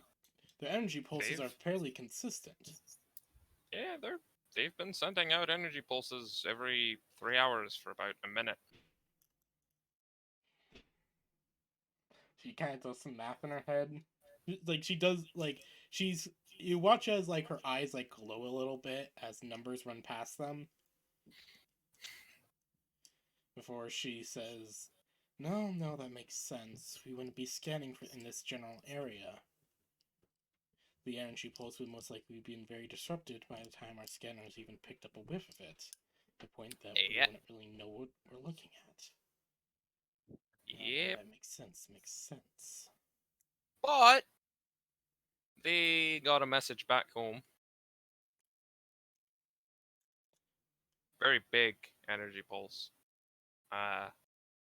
Good news for us, anyways, is that Blinkgate will be up and running before any Ravager forces can get here. And by the time your buddies do get here, they'll have this system will have a Union garrison. A Union fleet garrison. So that's good. Bad news for the Ravagers, but good news for us. And the Rock people. And then we can, move their planet into a stable orbit and they can get the green they wanted. You do understand how dangerous those things are. When provoked? Oh, yes, I understand perfectly well. No, their existence in general. You mean the fact that they can consume machines? That Yeah, has been known by the understand that. Ravagers for some time. What I mean is what they do to planets. Yeah, they land on a planet and they colonize it. Their shards, as she kind of like does an air quote thing, destroy the core of any planet they land on. And provide it with a new magnetic field. Yes, I don't see the problem here. You understand that a molten core is necessary for a standard planet, life-bearing planet at that, to exist, correct? Yes, you also understand that the planet they landed on is very hot.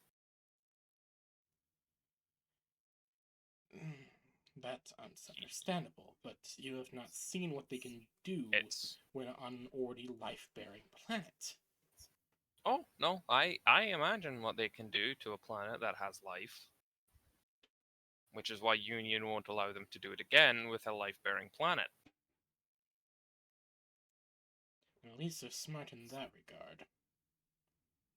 There are hundreds upon thousands of barren worlds that could use a magnetosphere and a heat.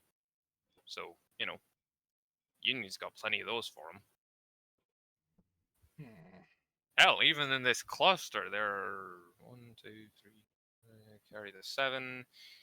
Divide by the probability of life. Nearly 58 trillion worlds. Yeah.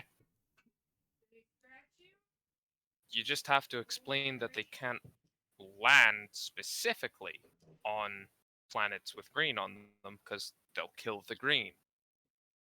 Yeah, we'll have to explain that to them because I remember they were talking about how much they liked the green and that it was soft and looked pleasant. Yeah, which is why we're going to move their planet into the habitable zone and help them terraform it to get the green so that they don't, have to worry about killing it. And, so that they don't leave the planet. No, you fucking Ravagers, you bastards just showed up, saw them colonize, saw them accidentally kill a planet because they don't have any other way to do this, and assumed, holy fuck, they're wiping out planets, we have to nuke them all! Because you're brainlets. Instead of taking a moment, sitting down, looking at the wonder of looking at the wonder of science that has just landed in your fucking lap, and thinking, now hold on a minute, they're made of rock, something that violates all known laws of life. Maybe, just maybe, they don't function exactly like us.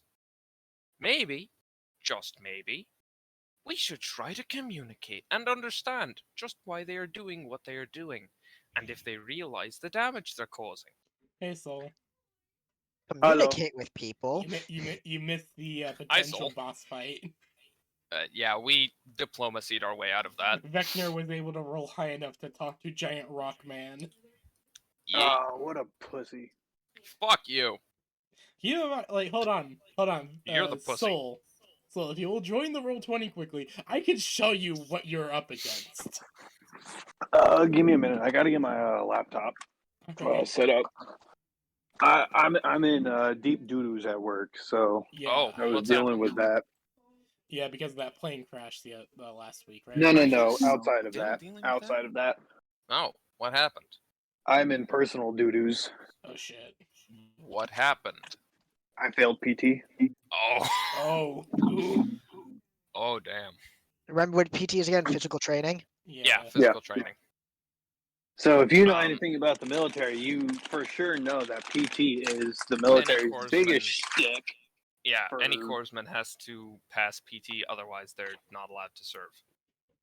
Because if you're not physically fit, then you're a liability. Yeah.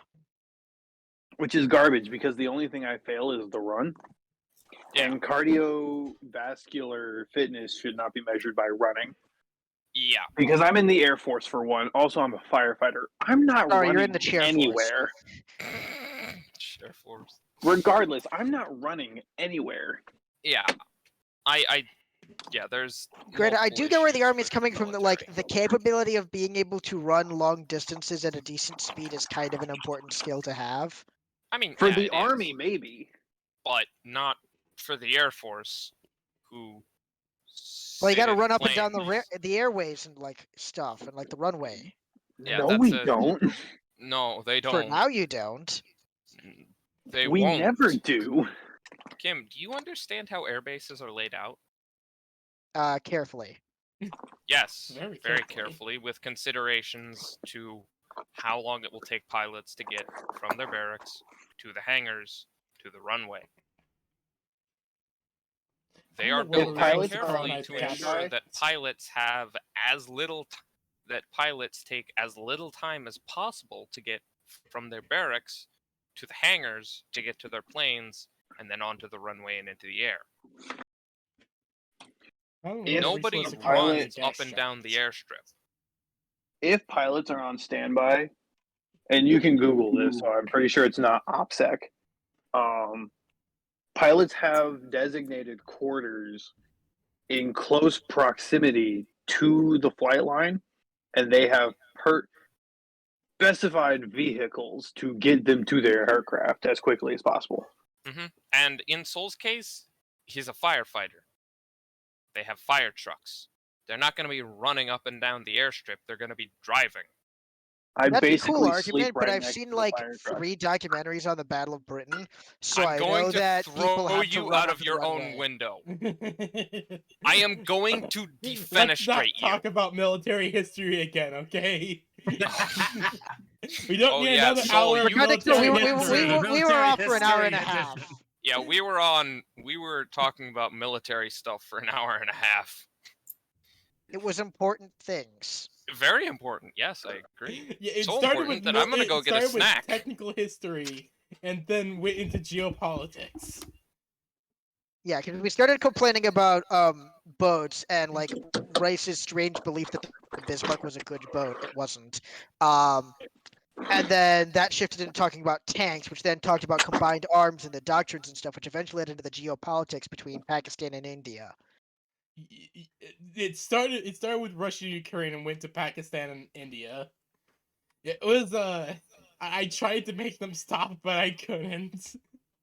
It was a ride. It was We a were ride. simply too jiggy with it. Indeed. It was a lot. I tried to make them stop. I really did. That was difficult. Candy simply could not handle the neutron style.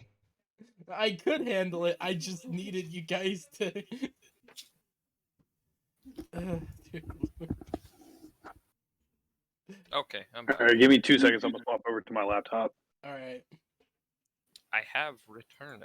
but Vector. I returned. So here's the thing with that D20 roll I first made you make. Oh boy. It was for how well you communicated with this thing. Oh boy. Because you rolled a 14, that was literally the only reason. Oh. Oh man, a 14 did it? I Well, made him above roll a just a 10 passes. basic ass D20. I just made him roll a basic ass D20. Yeah. I don't know, man. The fact that a 14 did it sounds kind of low. I'm surprised. Hey, how about fuck you? I also took in consideration how Vector had been able to splice together their language, kind of. Yeah.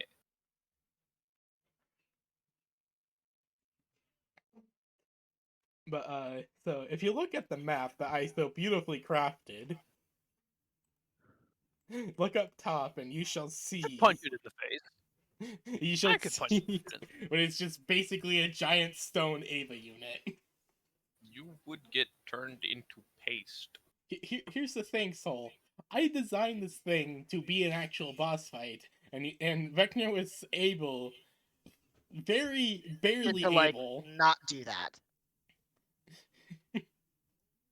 Vector was just He went to barely the able Naruto school of to. Talk no Jutsu. Vector was just barely able to not have it fight you all. Thank God you have the diplomat. Yes, the crazy Scottish diplomat, of course. Yeah, I wouldn't call you a diplomat, but that's also just me. I would. I've Well, of talked. course you would. You're biased. I have talked us into better positions than you have fucked into better positions. I haven't fucked into any positions, at least you've seen. Look, it's not my fault that I'm flexible, okay? Get fucked. I'm a better diplomat and you know it. Not really. Yes, I am. You're angry, crass, rude, and frankly, sometimes just brutally violent. Pragmatic and brutally honest. Yeah, that doesn't always work for being diplomatic. You need to be friendly, amicable, negotiable, and be able to maintain solid positions.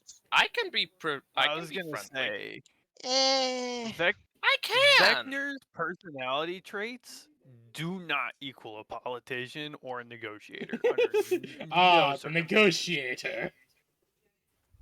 And yet, I'm always the one doing the talking. Yeah, because it's called you take lead before I Because can do you- it. And also, in that Yeah, you- communication, I physically couldn't talk. I would have helped if I could, but I didn't speak the language, quite literally. Fair. He You take a could've- lot of the lead, Vector. Fair. Vector's like, this is clearly a dangerous situation that will lead to me getting killed. Time to converse. Yeah? Ah, yes, negotiator. Crazy Scottish robot. Perfect. Hey, have I failed so far? Not really, but Exactly. still just weird. I might not be a diplomat, but I get Anyways, I'm results. tempted to still fight it. You still I want to mean, fight we're not this on the thing. planet anymore. Oh, You literally if I go back? just missed it. Mhm. You want to go back by yourself to go fight this thing. You know what? If you want to do that, that's cool. We'll make a flash clone for you. Yeah. Is that what you want to Vector, do, come with me. Soul? I want to challenge it to a friendly duel. Friendly duel. Vector can translate friendly duel. I'm not sure I wanna. It's entirely no up to one- no one's Vecna gonna if he wants die. to. No, it's all good. We can Alright, carry on. alright. I'll tell you what. I'll tell you what. I will program a fancy little device that'll repeat the phrase friendly duel. You can go down and flash it at that big stone motherfucker all you want. If you get crushed or fried, it's your fault. And I'm gonna laugh. Nah, it's fine. We're off world already. So you're currently in a conference room with the revived archivist, who looks quite a bit different now without a lot of the augmentations that she had. The military stuff that she once had that is now part of Vecna has been either replaced with very low grade civilian augments, or has been replaced with regrown parts. Delish. But what you can't, but so No, far I will she not has stop taunting mentioned her. that she has mentioned that the Ravagers are actually fighting against the original homeworld of these creatures. And Vecna called them idiots for jumping to conclusions and jumping to violence as the first option. They were literally I mean, killing is it really worlds. jumping to conclusions if you know they're pirates and they found something worth pirating? And did you ever stop to consider that they may not know they're killing worlds? They clearly I'm talking about the understand Ravagers, it. not the guys, not the. I'm Rocky talking homies. about the rocks. I don't care about the Ravagers. They're Well, pirates. don't move the Obviously, they goalposts. consider- It defeats the point of the conversation if you're talking about something in. I'm not moving the goalposts. You're You- throwing up new ones. No, you're moving the goalposts. Shut the fuck up. Language. Language, my nuts. You don't have nuts. I got nuts and bolts. Yeah, they're not the Hey, same. got him. The archivist is just looking around, just like, what the fuck? Like, she has that very confused, very unsure what to say face. Driver error, insert correct CDs. Yeah, basically. Wait, CDs? CDs nuts! As you guys CDs, are nuts on and bolts, the- bitch. You guys Ow! are Yeah, those aren't having real state with, nuts. Fuck Yes. you. You're not a real lizard. but the I archivist never said that I was. also Soul right now. Vecna has Iggy on his lap. Giant fat dragon. Yes, a silver dragon. He baby. Nice. Yeah, he pudgy. He does like the little kitten waddle whenever he walks. Oh, my heart. So, Uh, I do not spend nearly enough time around kittens to even know what that waddle is. oh my god, you're It's missing adorable. out. They have belly. They waddle. Hold on. I will find you a gif. I'm looking up one right now. Kitten waddle. Yeah, that. It is basically that. They're but little butt wiggles because they're so fat. but imagine that, but it's like a baby dragon the size of like a mastiff. Yeah, they're like a Great Dane. It's a big dog. Yeah. It's a big dragon, but he baby. Yes. He be baby.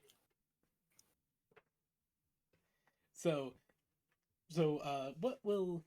the archivist will explain that Ravagers believe that the people of Stone, as they know that they are called, are destroy worlds, and it's been shown that they very much know that they that the it's very clear that the archivist explains that, quote, yeah, I just like posting, I just like Moz.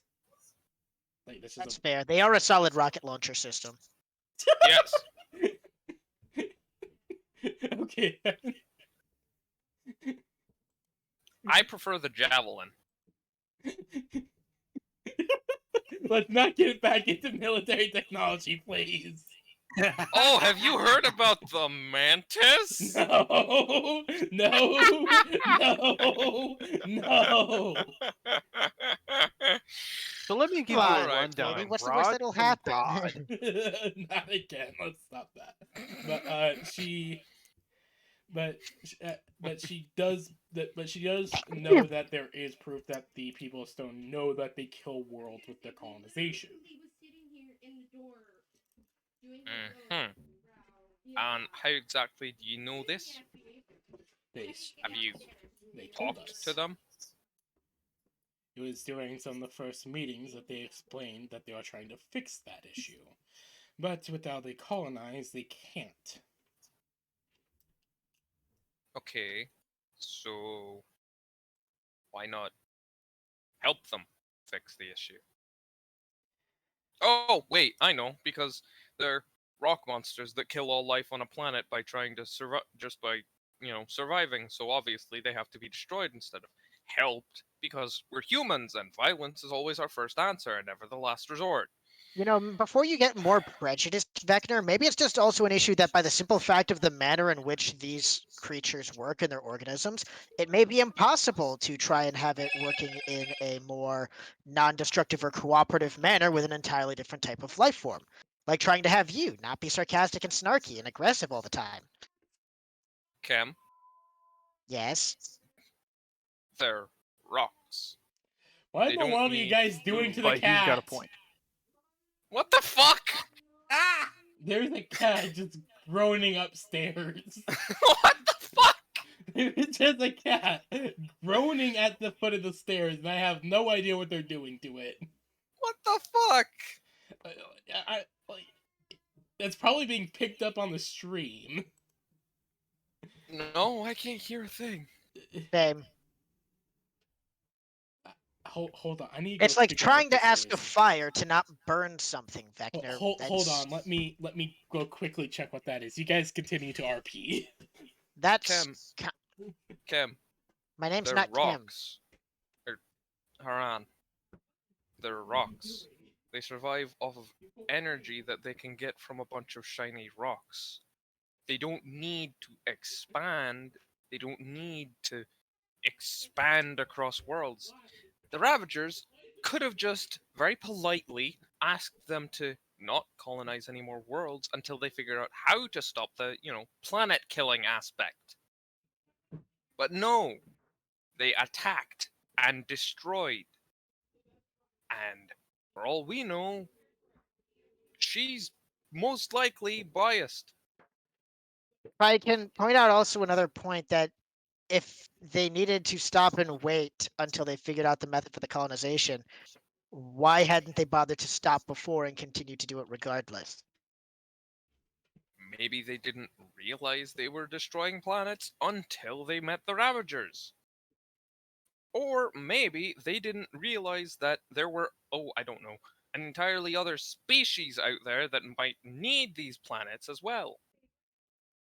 Well, then they would have known about the issue before it was mentioned by the Ravagers. Yeah, exactly. But you But want to know they the funny apparently thing? did. They did. Okay.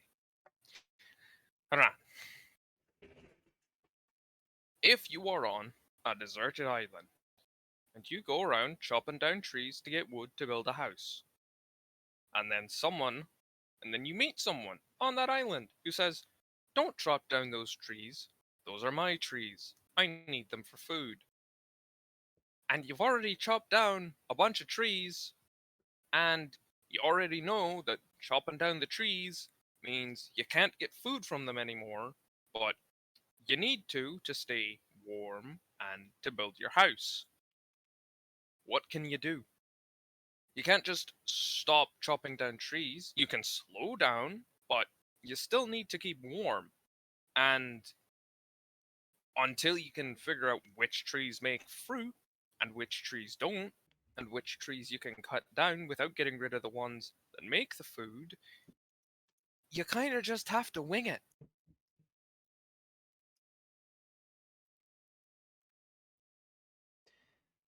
You know, that's a cool argument, but that also kind of just justifies the Ravager's point more, because then if I was the Lorax in that scenario, I need those trees, so then it ultimately becomes a battle for resources between two groups.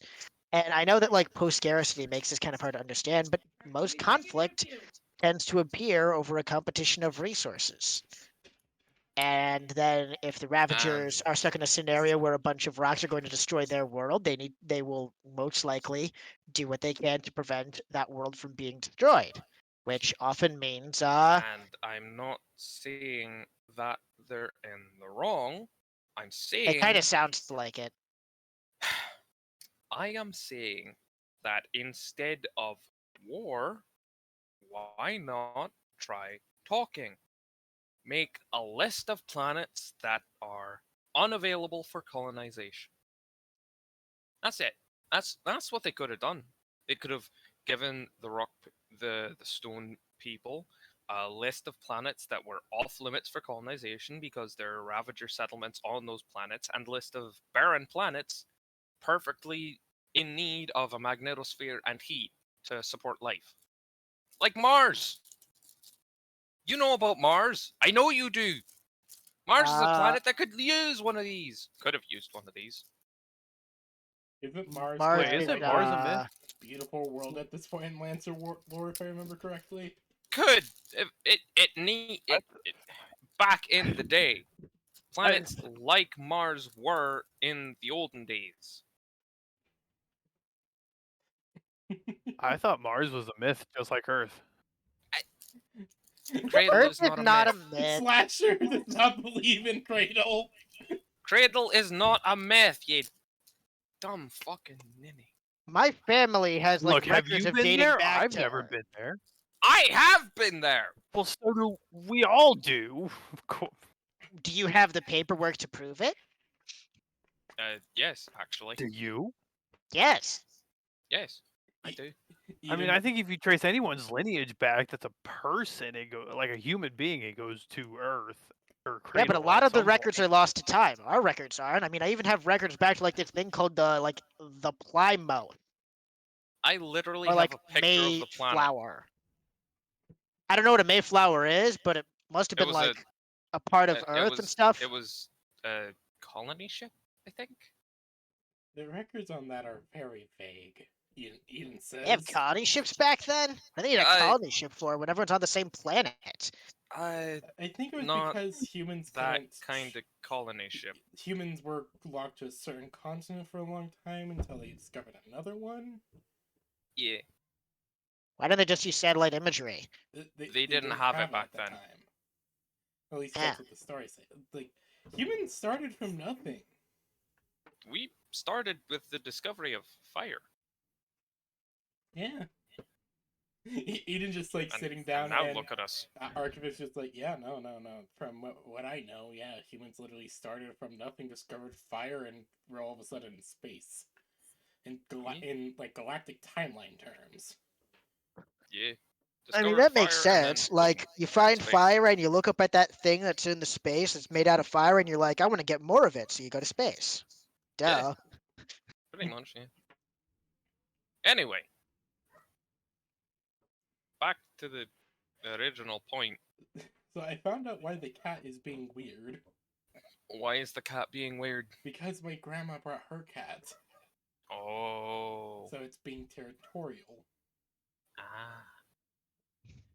But Kids Upsetty these cat days. Getty. that other cat is meant to move in with us when my grandma moves in with us. Oh, that's upsetty gonna be cat so Getty. much fun. I can So they're smell wanting to the. get this started on acclimating each other. Mm-hmm. I can see it's already going well, isn't it? I can smell the cat urine from here. Anyways, back to Upsetty cat roleplay. Getty. Yeah. I am gonna turn that dog into fucknish sausage.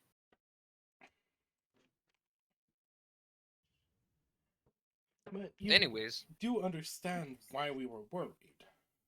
They Well, are I mean, also yeah. highly dangerous in and of themselves. They pose Yes, too I much of a know, threat but in our eyes, so we do they attack. have spacecraft? Yes. They do. Yes. Would you like Why to see? didn't they build one then? Their spacecraft are very limited in what they can do. Oh. They Let me cannot guess. move like Transporting ours. troops. At That's what most, he So is there a wants. reason why we're in here right now, other than talking about the rock monsters? By the way, why are we talking about the rock monsters? Just let them have their planet.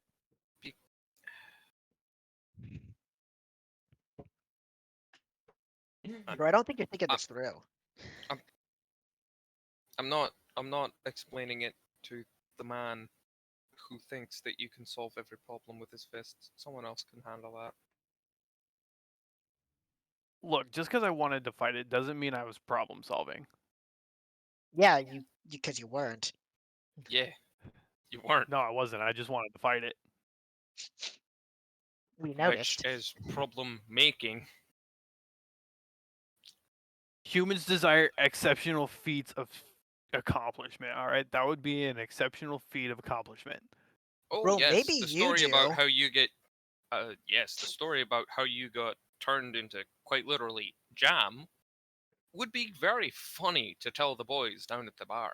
No. See, this actually works because, like, I mean, like, there's so much folklore about Inhumans of like human, like, find something to fight, and it says, hey, don't do this fight, there's and an they're old like, fairy what tale if that fuck my, you, my and then they parents lose told me. anyways. There's an old it's called fairy tale that cautionary tale. me ma told me. It's called David and Goliath, I think, or maybe it And was you think you're David and David. Goliath. Bro, Not I think the necessarily, difference but if is you that like try. David had God on his side, and Yeah, David had God and a sling. Look, we all know God's not real. you think God's not You real. think God's not real. I know Ra is very much real. I know Yes, well, Mormon different Jesus was God. like real back in 1976. then died. Daedalus just appears just like, indeed, Ra is real. Look, not there's talking about only that one God, true though. God, Different and he's deity, made right? of math. Look, if Ra wasn't real, then where did Rasputin come from? Rasputin. Rasputin was a human. Yeah, look at his name though. They only share the first two letters. Yeah, the it's name clearly an Ra is- etymological connection. He was the Putin No. of Ra, No, What? that's which That's means that not he how must that have works been at a all. type of delicious, like, fried gravy treat. Clearly it was What? metaphorical. What? Putain, Putin. Eden is just like sitting there. An just like, alternative what the spelling, of fuck? course, but like, I, the signs are all there. I But- swear to God, you are intentionally fucking with me. Both Eden and the archivist are just sitting there like, what the fuck? It's just gonna be rolling on the floor laughing. So, Eden, is there a reason why we're discussing the rock monsters? Mostly because of the message back from their homeworld, in which they have stated that there are other humans that are helping them against what we can assume very likely is the Ravagers. Okay, so the problem core is the Ravagers. We go fight the Ravagers and problem solved? Maybe. Question mark? Maybe. Perhaps also finding a way to Or we like, find Ravagers fix are an the- underlying cause of a bigger tumor? or fixing the issue in the long run may also be beneficial of like trying to get the socioeconomic benefits of land partition. What? See, I don't know these Reapers that well, but that seems like an Ravagers. ineffective course of action. Reapers What are the something else. fuck are you talking about? Who, me or him? Anyways, Both of you! I was saying so what you we meant. go fight these Ravagers, we go fight them, and maybe problem solved? Or we can talk with them. Both. Most likely both. Considering Most it's likely us. both, but like it's usually much easier to open with the diplomacy than close with it. I mean, you always want to negotiate from a position of strength. So Right, but then like you kind of start with the diplomacy, you could use force, and then you end with diplomacy. You don't kind of just like show up, beat the snot out of someone, and say, "Now that I've got your So- attention," that's kind of just rude. You dig? I mean, Suppose that's fair. better need to pronounce some ancient what we Human Wars, do- because that's exactly what they did. So what we do is we find their main hub of power. We talk to their leader. I showed them If the that power of doesn't work, friendship. we punch their leader. If that doesn't work, we punch their leader, and then they surrender. Because And we if that punched their doesn't leader. work, we wipe them off the face of the galaxy. Yes. Seems straightforward enough. I agree. Where are they? We go, we tell We them what's don't going know. on, and if they disagree, we send them back to God in a handbasket. You know, Vector, I do have one issue that I realize that may get us in issues with Union Protocol. I know that the official government doesn't like the Ravagers, what, for being like pirates and nerds and other things, Yes. but they are humans. They are not Union citizens, which means that they're fair game. Isn't our primary directive to try and maintain humanity at all costs, which could put us at a conflict of interest regarding our friend the Eden suddenly know, pulls up a map Rocky- of current humanity space and shows that there's like Well- 5 or 6 different factions. Yeah, you see about that, Haran, there are a lot of different versions of human, and the term human is very broad. different versions of human. I don't know what you're talking about. These mean, I'm Ravagers would be Mostly considered human. these Ravagers would be considered Homo cyborgus. Essentially, they're Gay robot? No, they're so cybernetically enhanced that they are different from humans as a species. So I'm kind of like a middle ground between them. Well, that Yes, sounds you dumb. are. Cybernetics can't grow. The But it Archivist can just looks be over, just like, I implanted. take a bit of offense to that. I mean, Shut the can fuck up, steel nobody asked you. reproduce? It's not a cell. How does that supposed to work? Nanomachines. I mean, yeah. I don't know how nanomachines work. I do, and I can say with complete certainty, nanomachines reproduce, and they're made of metal. Sounds kind of gay. The You Archivist sound just Like says, that like, episode of yes, Futurama. we can reproduce. Well, yeah, you still got like plenty of, fleshy bits. That makes sense. Well, Why did you just vaguely gesture at her tits? Look, you don't need to know, and frankly, don't worry about it. Alright. If problems arise, we will deal with them Punch them. when we come to them. like the episode of Futurama where the professor witnesses evolution. Kinda, yeah. Basically, I guess. If Union develops a problem with how we do things, Union will let us know. And then we adjust our approach. So But- far, unions. But so long as we maintain that we did not shoot first, we will have the moral high ground, the right of way, and the law of Union Charter on our side. That means you guys need to not shoot first. Well, we can just say they shot first. That defeats the whole purpose of the law. Are you And saying that just everyone just shows up, shoots first, and then in their paperwork says the other guy shot first to justify their actions? yeah, that's how things usually go. That's super mean Yes. and that's also called illegal. war. Yes, that's called war, Haran. It's these days. Hey, Justified if someone throws a with punch at you, you war. punch back. Exactly. And if they're about to throw a punch, you kick them in the nuts. And you have the balls to deign me. You don't have the balls. You've only got nuts. I've mean, got he might ball have some ball socket bearings joints. there. It's close enough. Not really. Fuck you, I say it is. It's just archivists. And they're Promise? just saying like, What? S- What? What?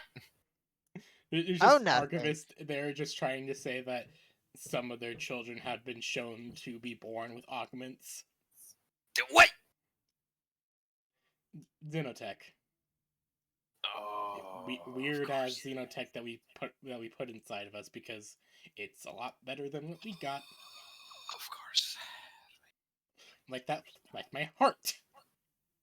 Yeah, that's a very nice piece of kit. I'm very glad I ripped it out of you. Let's just hope my heart doesn't end up fucking up like last time then. Wait, yeah, if your nanas can do that thing, can't you like grow a new heart?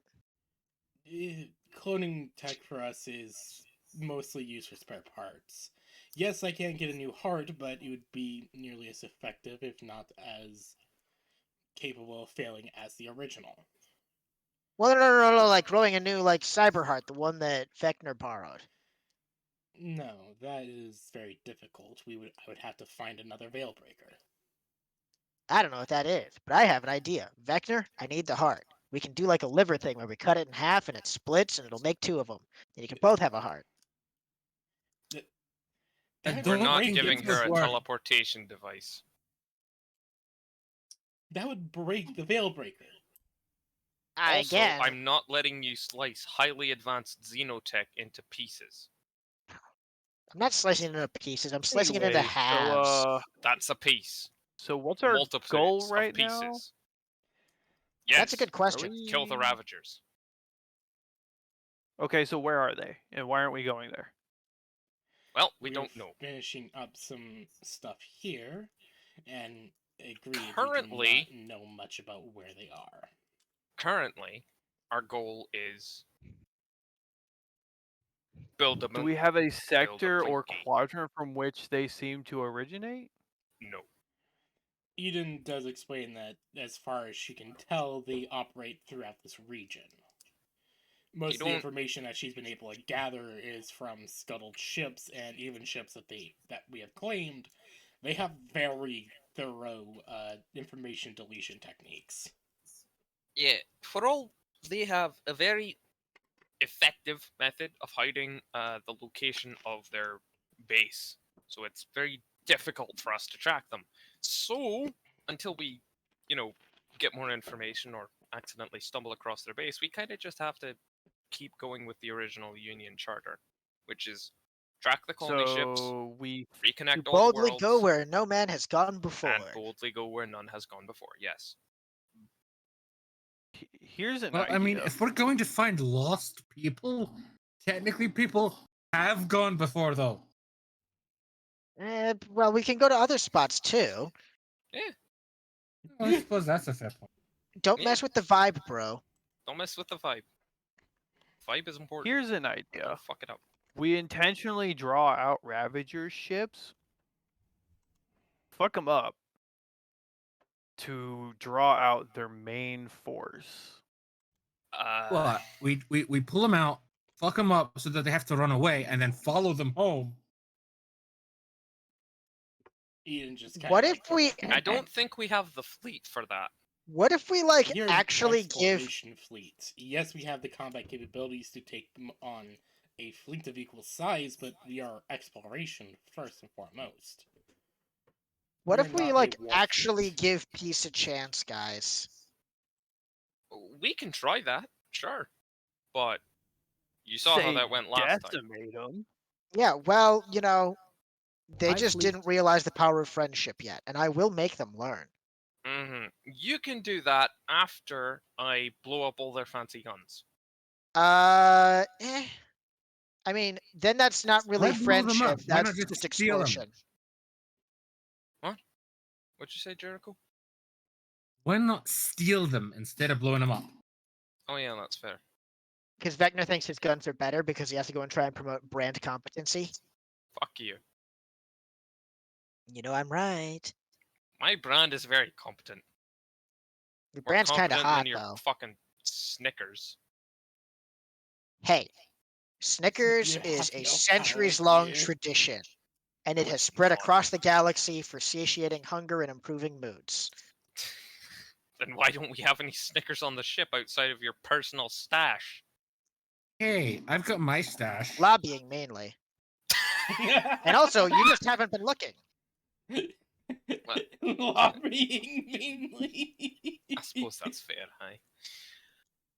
I imagine the Ravagers acting to the power of friendship. Well, then we You're beat them not to death with the wrong. power of incredible violence. You're not wrong, Soul, actually. If they're more machine than man, I imagine they don't feel much of anything. Oh no, they're very human. Like, Sorry, there's hold on. Look over at Vecna over here. Mr. No biological parts whatsoever. Vecna, Hey. would you say you're a calm and reasonable person with no emotional outbursts? absolutely fucking not. See? I don't know why. See, this that could just be feel- This programming, just feels though. like it applies. I Hey! don't know why. I'm not programmed, you fucker. Eden just sits there, just like, neither am I, and yet my emotions are true. Well, if you're not programmed, then how do you think So, like, through if you don't have things? Do you just get like taught traditionally, and how does that differ from Right. being programmed? We just think through things how you do. Well, I mean, Because yeah, we're but like alive. that's basically a programming in a sense. We're basically lobotomized to see the world how you do. Right. Humans are programmed though. No, you're not. You're not. Yeah, You're pattern you're recognition, programmed to social act like a conditioning. human. That's a programming of if X then Y. If I see red, and Okay, it's then shaped you're like, robots as well. well, yeah, sort of. But as you can Kind see, of. I'm somewhat emotional. Vecna is dangerously emotional. Hey. You know, Here's how we're robots. We are flesh mechs surrounding a flesh armor surrounding a bone mech piloted by an electronically charged mass. A 5-pound electrochemical anxiety machine.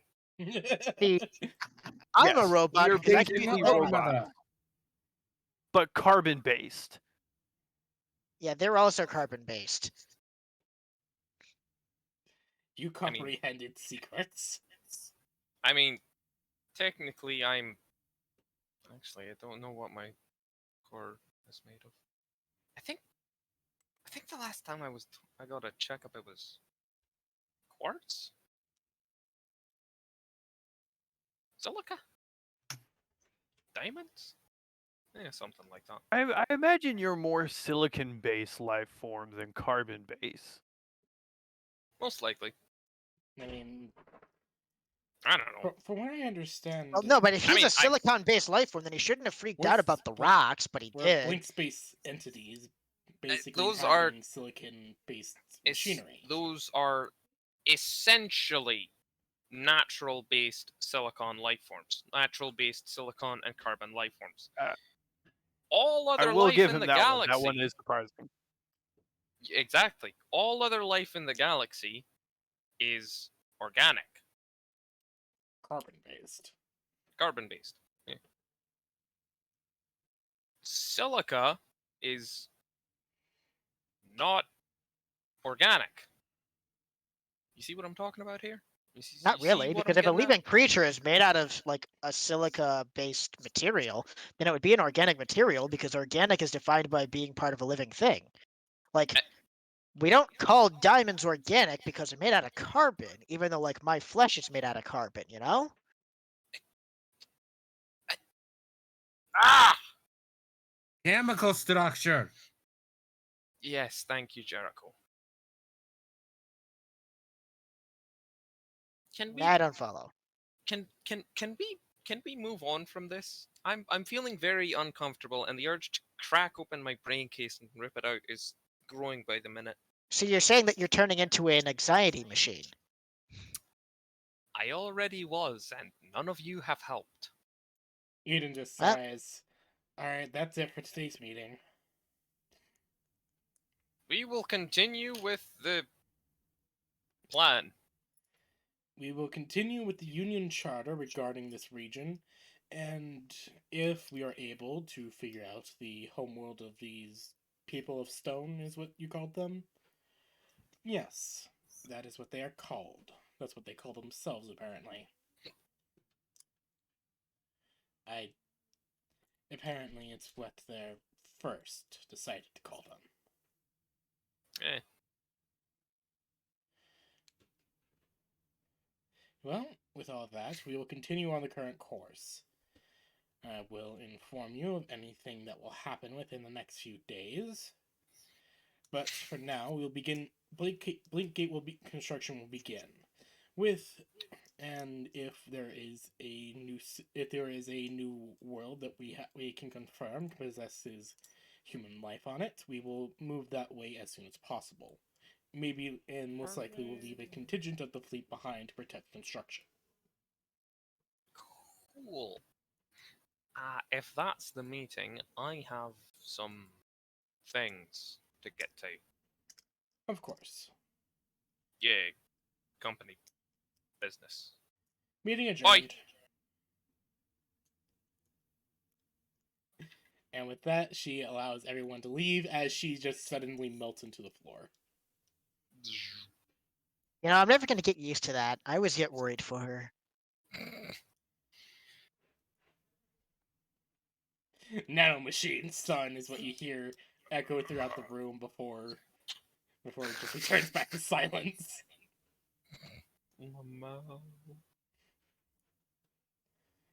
So, you guys are free to go about the fleet however you wish. Yes. I'm gonna go take those Ravager ships I claimed, and I'm gonna take those Alright. and go like stick them in the asteroid field. Oh my god, you're doing... Okay, so I've been playing the Rogue Trader Alpha, Yeah. and legitimately, the place that you start in the Alpha is a kind of space station that's built on asteroids and spaceships that are stuck in the asteroids. Kinda, a yeah. Space Hulk. I'm just No, just not gonna... Space Hulk. It's literally like ships that have been decommissioned in the asteroid field to add another part of the station. I'm just gonna... So like, you know how the ships are long, yes? Yeah.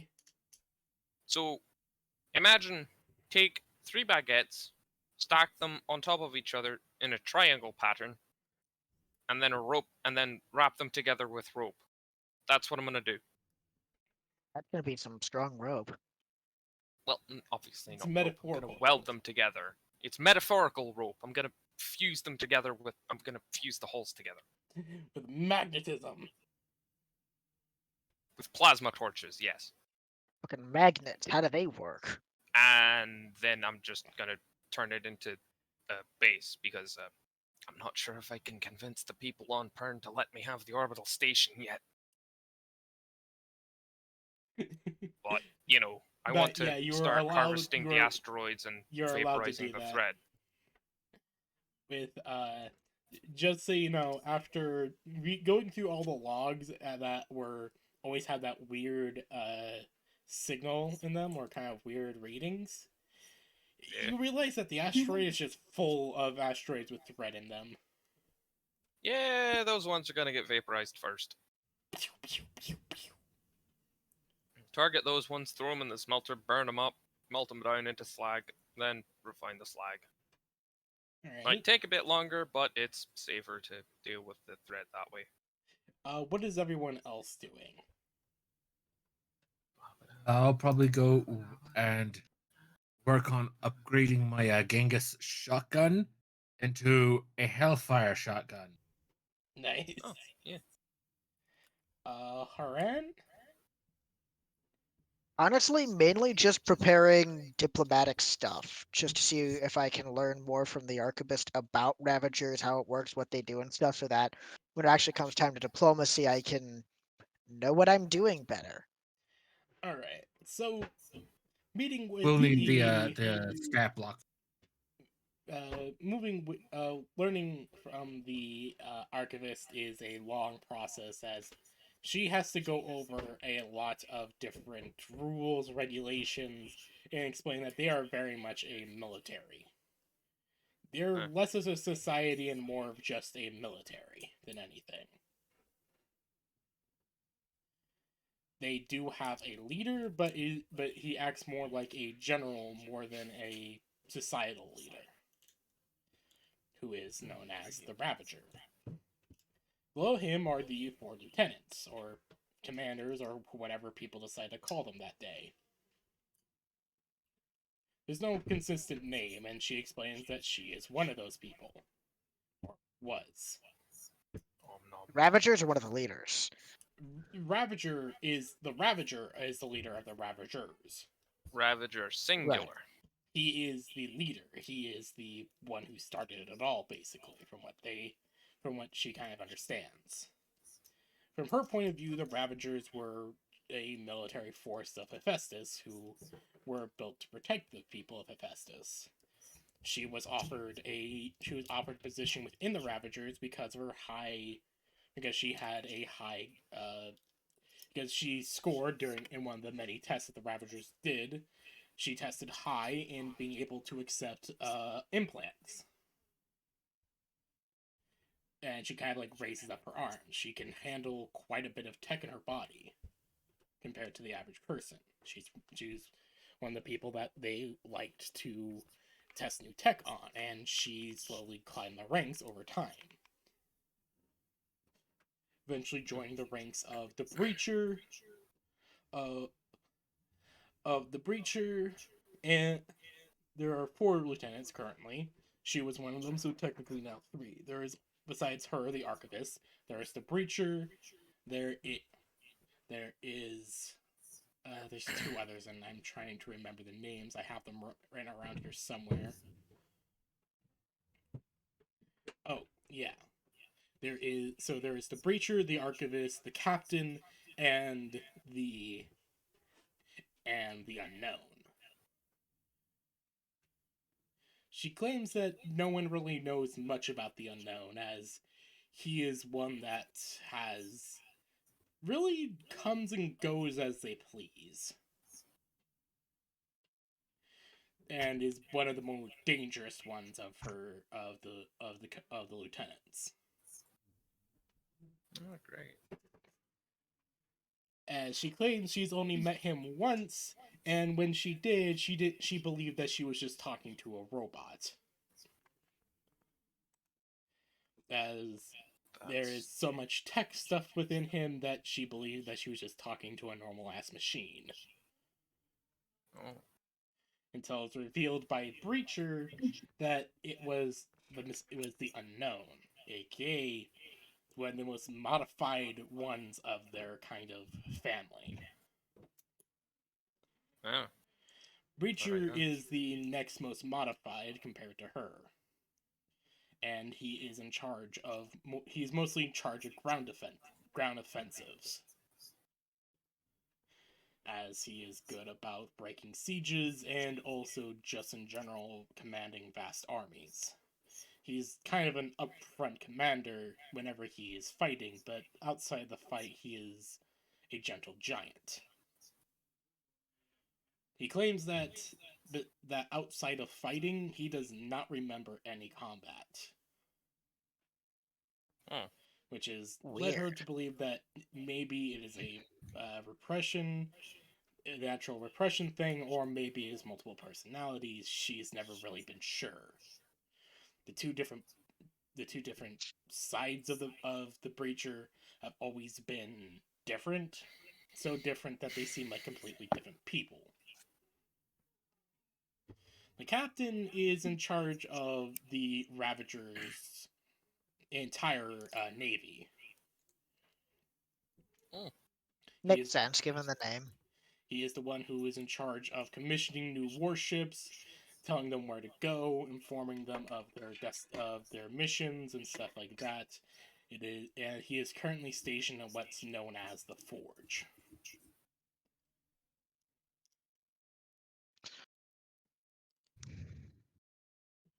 Any questions about this so far? Not really. Don't know where the Forge is, though, but that's maybe an issue we can come to later.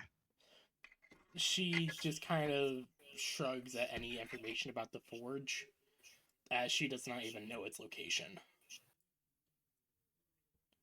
Well, that's annoying. But the Unknown, we don't know his role in it all. We think espionage, but at the same time, we do not truly know. He is an unknown. I'm guessing that's where the name comes from.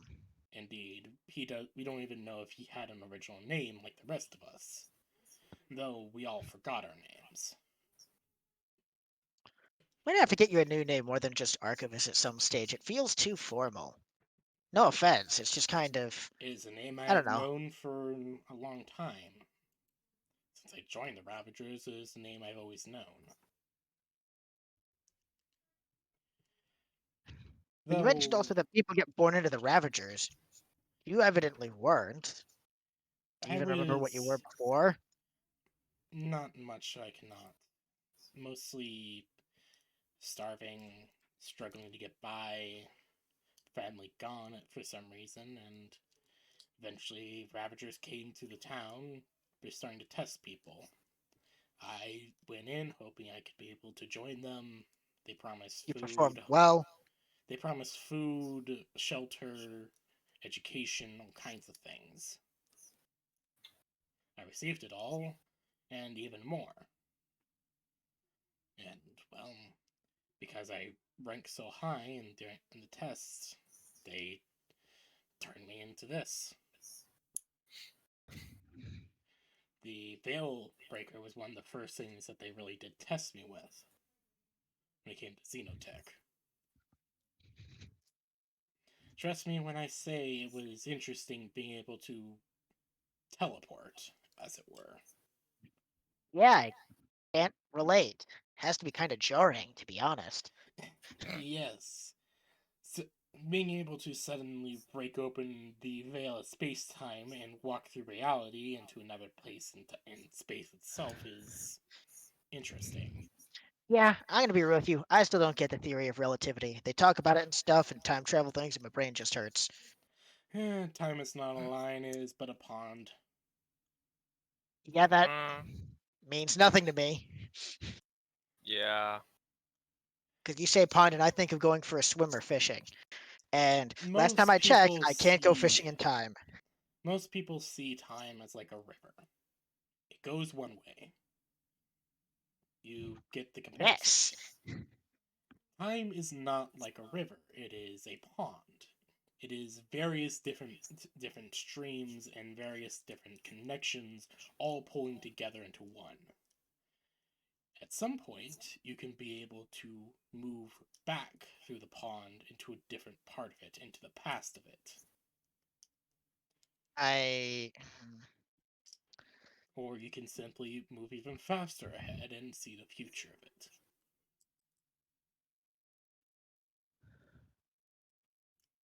I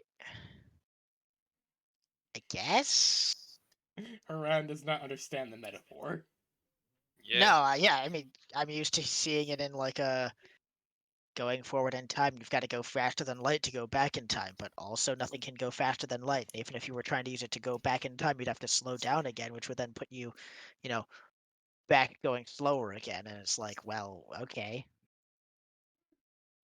And also, if like you're trying to go back in time to a certain position, you're having to travel through space at the speed of light, which means you'd be whipping away from that spot. And by the time you get back to that same spot again, you know, you're not really going back in time. You'd be back in the place where you started or whatever. And it's just, yeah. That is one of the many complications of time travel, but It hurts my head. space and time are malleable, is what I'm trying to say. I guess. The xenotech that we've recovered shows that much.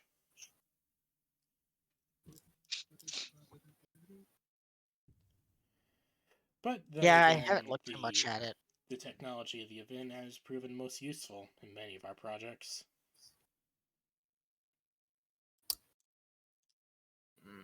Tasty. You just see as that this sudden just halfway across the system, he's talking about me again.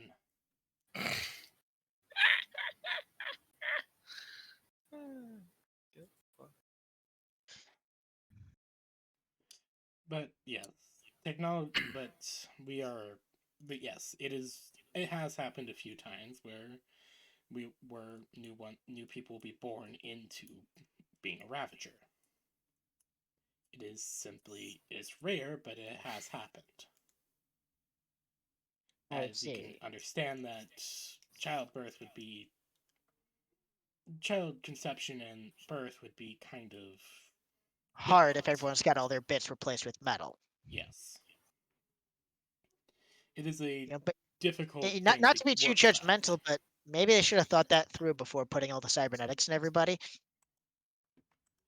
We Yeah. didn't really think about that. We were, to be honest, I do not understand it all, but there are reasons for things that I do not understand. Sometimes the reason is the guy's dumb and forgot. Yeah. Which, like, I don't know how they forgot, but like, hey, Mhm. Mhm. But there has been, like I said, evidence of some implants transferring between parents, and it is always jarring.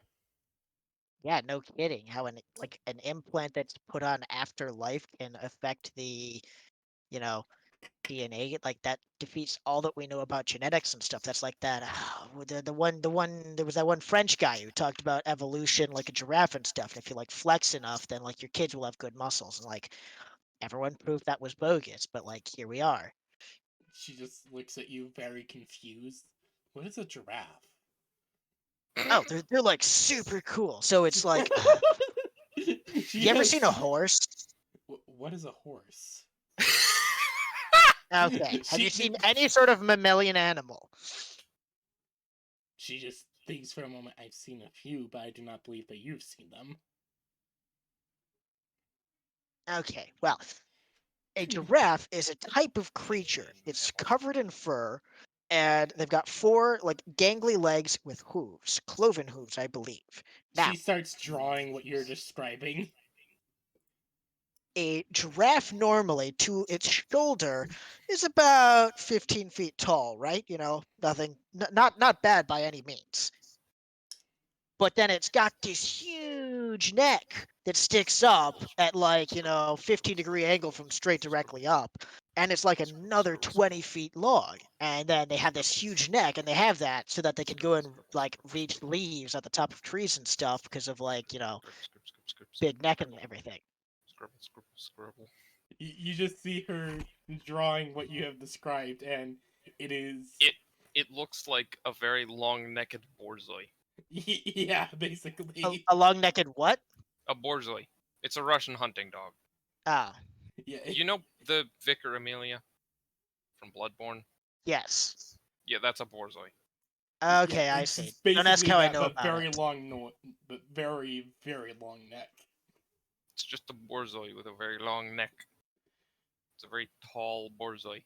I mean, yeah, that's kind of similar. Next time here, do I have my phone on me? No, you don't. You have data plating. Okay, well, next time that I'm back, I'm gonna go and bring a picture of a giraffe and show you what it looks like, okay? Oh, right. Trust me, you're gonna love it. Borzoi. It's really cool. They'll like whip their heads around to attack people sometimes. Or like when they duel each other, they just do it and somehow they don't give themselves whiplash. Borzoi. What? That seems like it wouldn't be effective. Oh, you'd think so, but like when you've got it's like the whole lever thingamajig. Like when you got 20 feet of like head whipping around at someone, it comes really 20 fast and feet hard. of You got horns and head. stuff. 20 feet of head. Okay, that sounds worse than I thought it was supposed to be. I'm sorry. I'm sorry. That's just out of context. That just seems very weird. Don't think about it too hard, please. It's gonna make me look dumb. So over the course of your kind of conversation, she does explain that there are certain rules and regulations to engage in diplomacy. Most of the time, they are commanded from the current top of chain of command. Typically, that can be anywhere from a field general to a admiral of the current fleet that is working with the ground forces. But you can enact this certain code, and there is typically a good chance that negotiations can be opened, or at least some form of diplomacy. But mostly because of the current war and the order from the Ravager, it has been not generally followed by too many. I see. Fuck you, Mitch. You're not allowed. But she does express confidence that if you try hard enough, most likely you can get through to some of them. I am sure that I can find a way to make them listen to me, no matter what. Sure. So, Soul, is there anything that you're wishing to do during this time? Are we just like in Just in anything. transit? No, we're Basically? currently over the We're world. just loitering around the planet. Yeah. Some Well, like, things is are- that what we're doing? Are we in transit? No. No, we're currently loitering over- around the planet. We are currently over Pern. Well- Mostly you guys are being given some free time as the Blink Then is being I kind of, like, will. start to work on.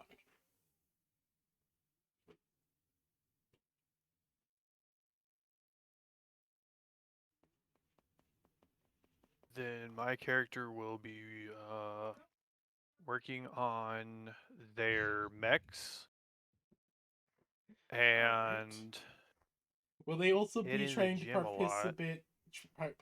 participate in the illegal fighting ring that Vector set up a long time ago? yeah, that too. Lamau. Give me a quick roll for that, if you would.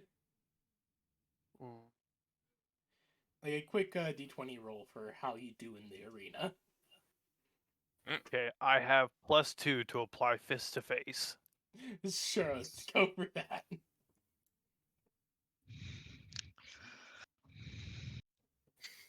Let's see what you get. Nice. Spin, man thing. Spin, man thing. Spin. Bananas. Ooh, 16. Oh, so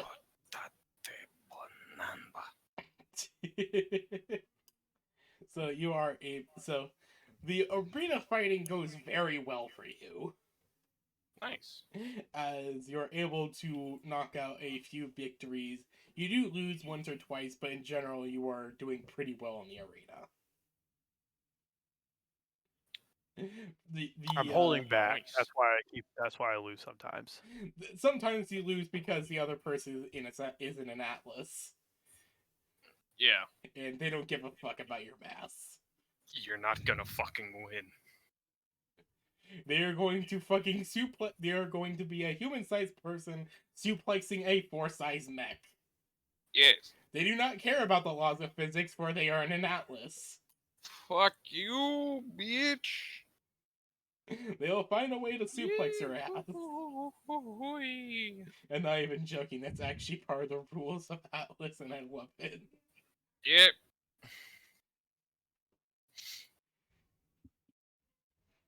But yeah, the few times that you do lose is because the enemy is in an Atlas. Though after that, you do actually get to see what happens when two Atlases fight. Nice. It is... What happens when two Atlases fight? It's a slapping match at that point. Yeah. Ah. Because Atlas's main thing is using the enemy's size against them. And when they're both the same size, It's just basically a slapping match between two humans in mech suits. yeah. Just a bit more advanced hard suits. Is basically think of it like a boxing match in more advanced like space suits, basically. Yeah. Pretty much, yeah.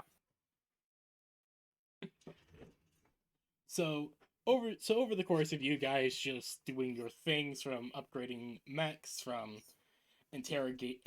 asking questions and maybe interrogating the archivist, and Vector doing his performing the great extinction of the thread. Burn, burn the world. Eventually, Once we find a more industrialized planet, I am setting up candy factories, and I will flex on Vector with them. Down, Flames went higher. Vector already constructing Burn, factories in burn, orbit of burn. Ring fire. Ring fire. So as this is happening, there is a transit of materials going from the asteroid belt to the construction of the Blink Gate. With Vector also setting up his own industry and factories for the sake of adding a bit more protection. Yeah. But during Mostly the just fusing 3 ships together into one massive orbital station in the asteroid belt. But eventually, Eden calls the fleet and leaves behind a small contingent of constructors and also just general combat ships. As she has discovered a new world that they can head to, Ah, perfect. and that is where we will end our session today. And next week we will have the shenanigans of transit. Oh, Woo! More Aw. shenanigans. Hopefully, Alright, this cool. time there will not be a destruction of nearly half the ship. You wanna Mm, bet? I might have Jericho ask Vector if he can help with transforming some of his Monarch's missiles into Hellfire missiles. ooh. We could break Reacher out of prison. Reacher is being left with the small contingent. Yeah. Basically, when the Blink Gate opens, he's being sent through, and he's gonna be court-martialed by the That's third alright. palm itself. You are going to Brazil. You do not consent to this. Good Your news. consent is also irrelevant. Some good news, though.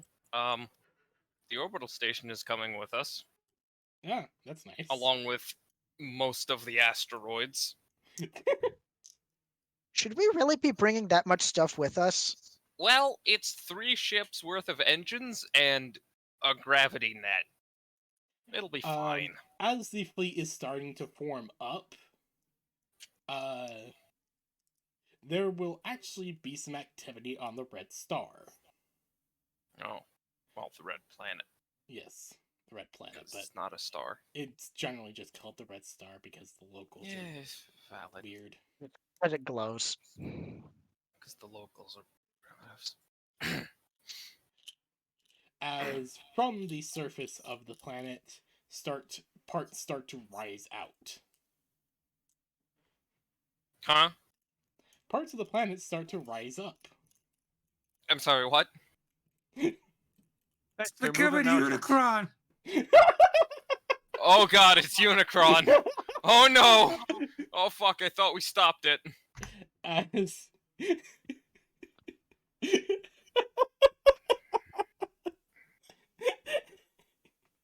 Great, I actually wanted to be Unicron. Fuck.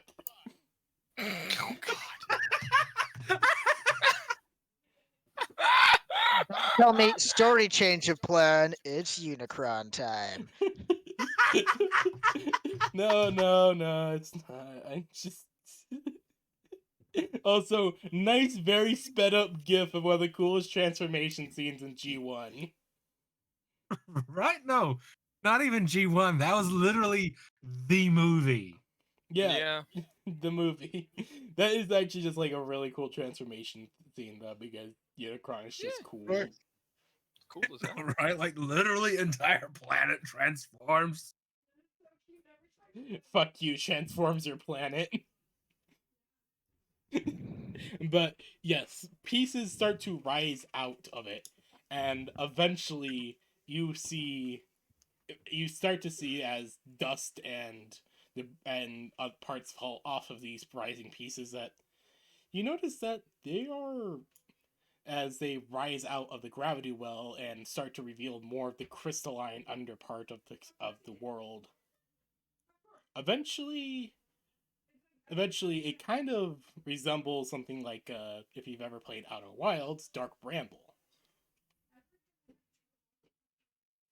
Just for context, if you ever decide to look that up.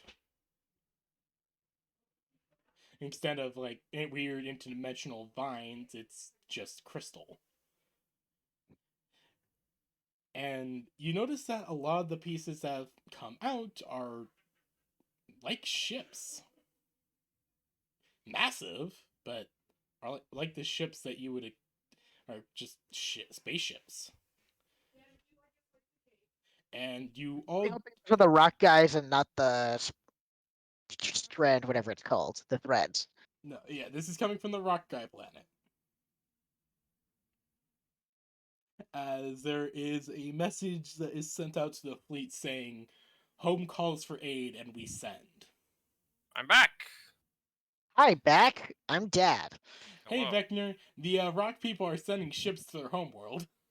Oh. Okay. Yeah, so Cool. like I said, Basically, the parts of planet the cracked planet, open, and now these crystal ships are shooting out of it. basically. Great.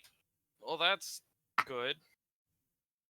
So what is left behind is what. So what you see in the planet, there are now like chunks missing out of it, of the red star, as Oh, you do boy. get to see the massive crystal complexes underneath. Oh. But yeah, there are now crystalline and stone ships starting to make their way out of system. Very slowly, but they are doing it. Well, they're made of stone. I wouldn't exactly expect them to move fast. But yeah, there is a general message that is sent out that simply says, "Home calls and we send aid." Cool. Do we follow them? Presumably they're going into the same blink gate as we No. are. They're not using blink gates. They're gonna be doing. Oh my God! They're gonna be slow boating. If these things hit light travel, I'm gonna shit my pants. Yeah. They're either gonna slow boat or they have some kind of FTL travel. If they're slow boating, then I don't think any of you are gonna see them again in your lifetime. So as the fleet is kind of moving and adjusting position with the people of stone ships, they start making their way out of system, and then suddenly they're gone. Huh? With a small wave of paracausal energy following in their wake. What? And that is where we'll end the session for today. Fuck. I hope you all have enjoyed this so far. Yes. Okay, yeah, sure. I should have done a lot better in the arena.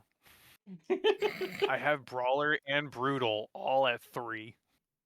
You did Why very didn't you well in the use arena. those? You just lost because your one loss so far in the arena was in an Atlas, and Atlas says fuck you.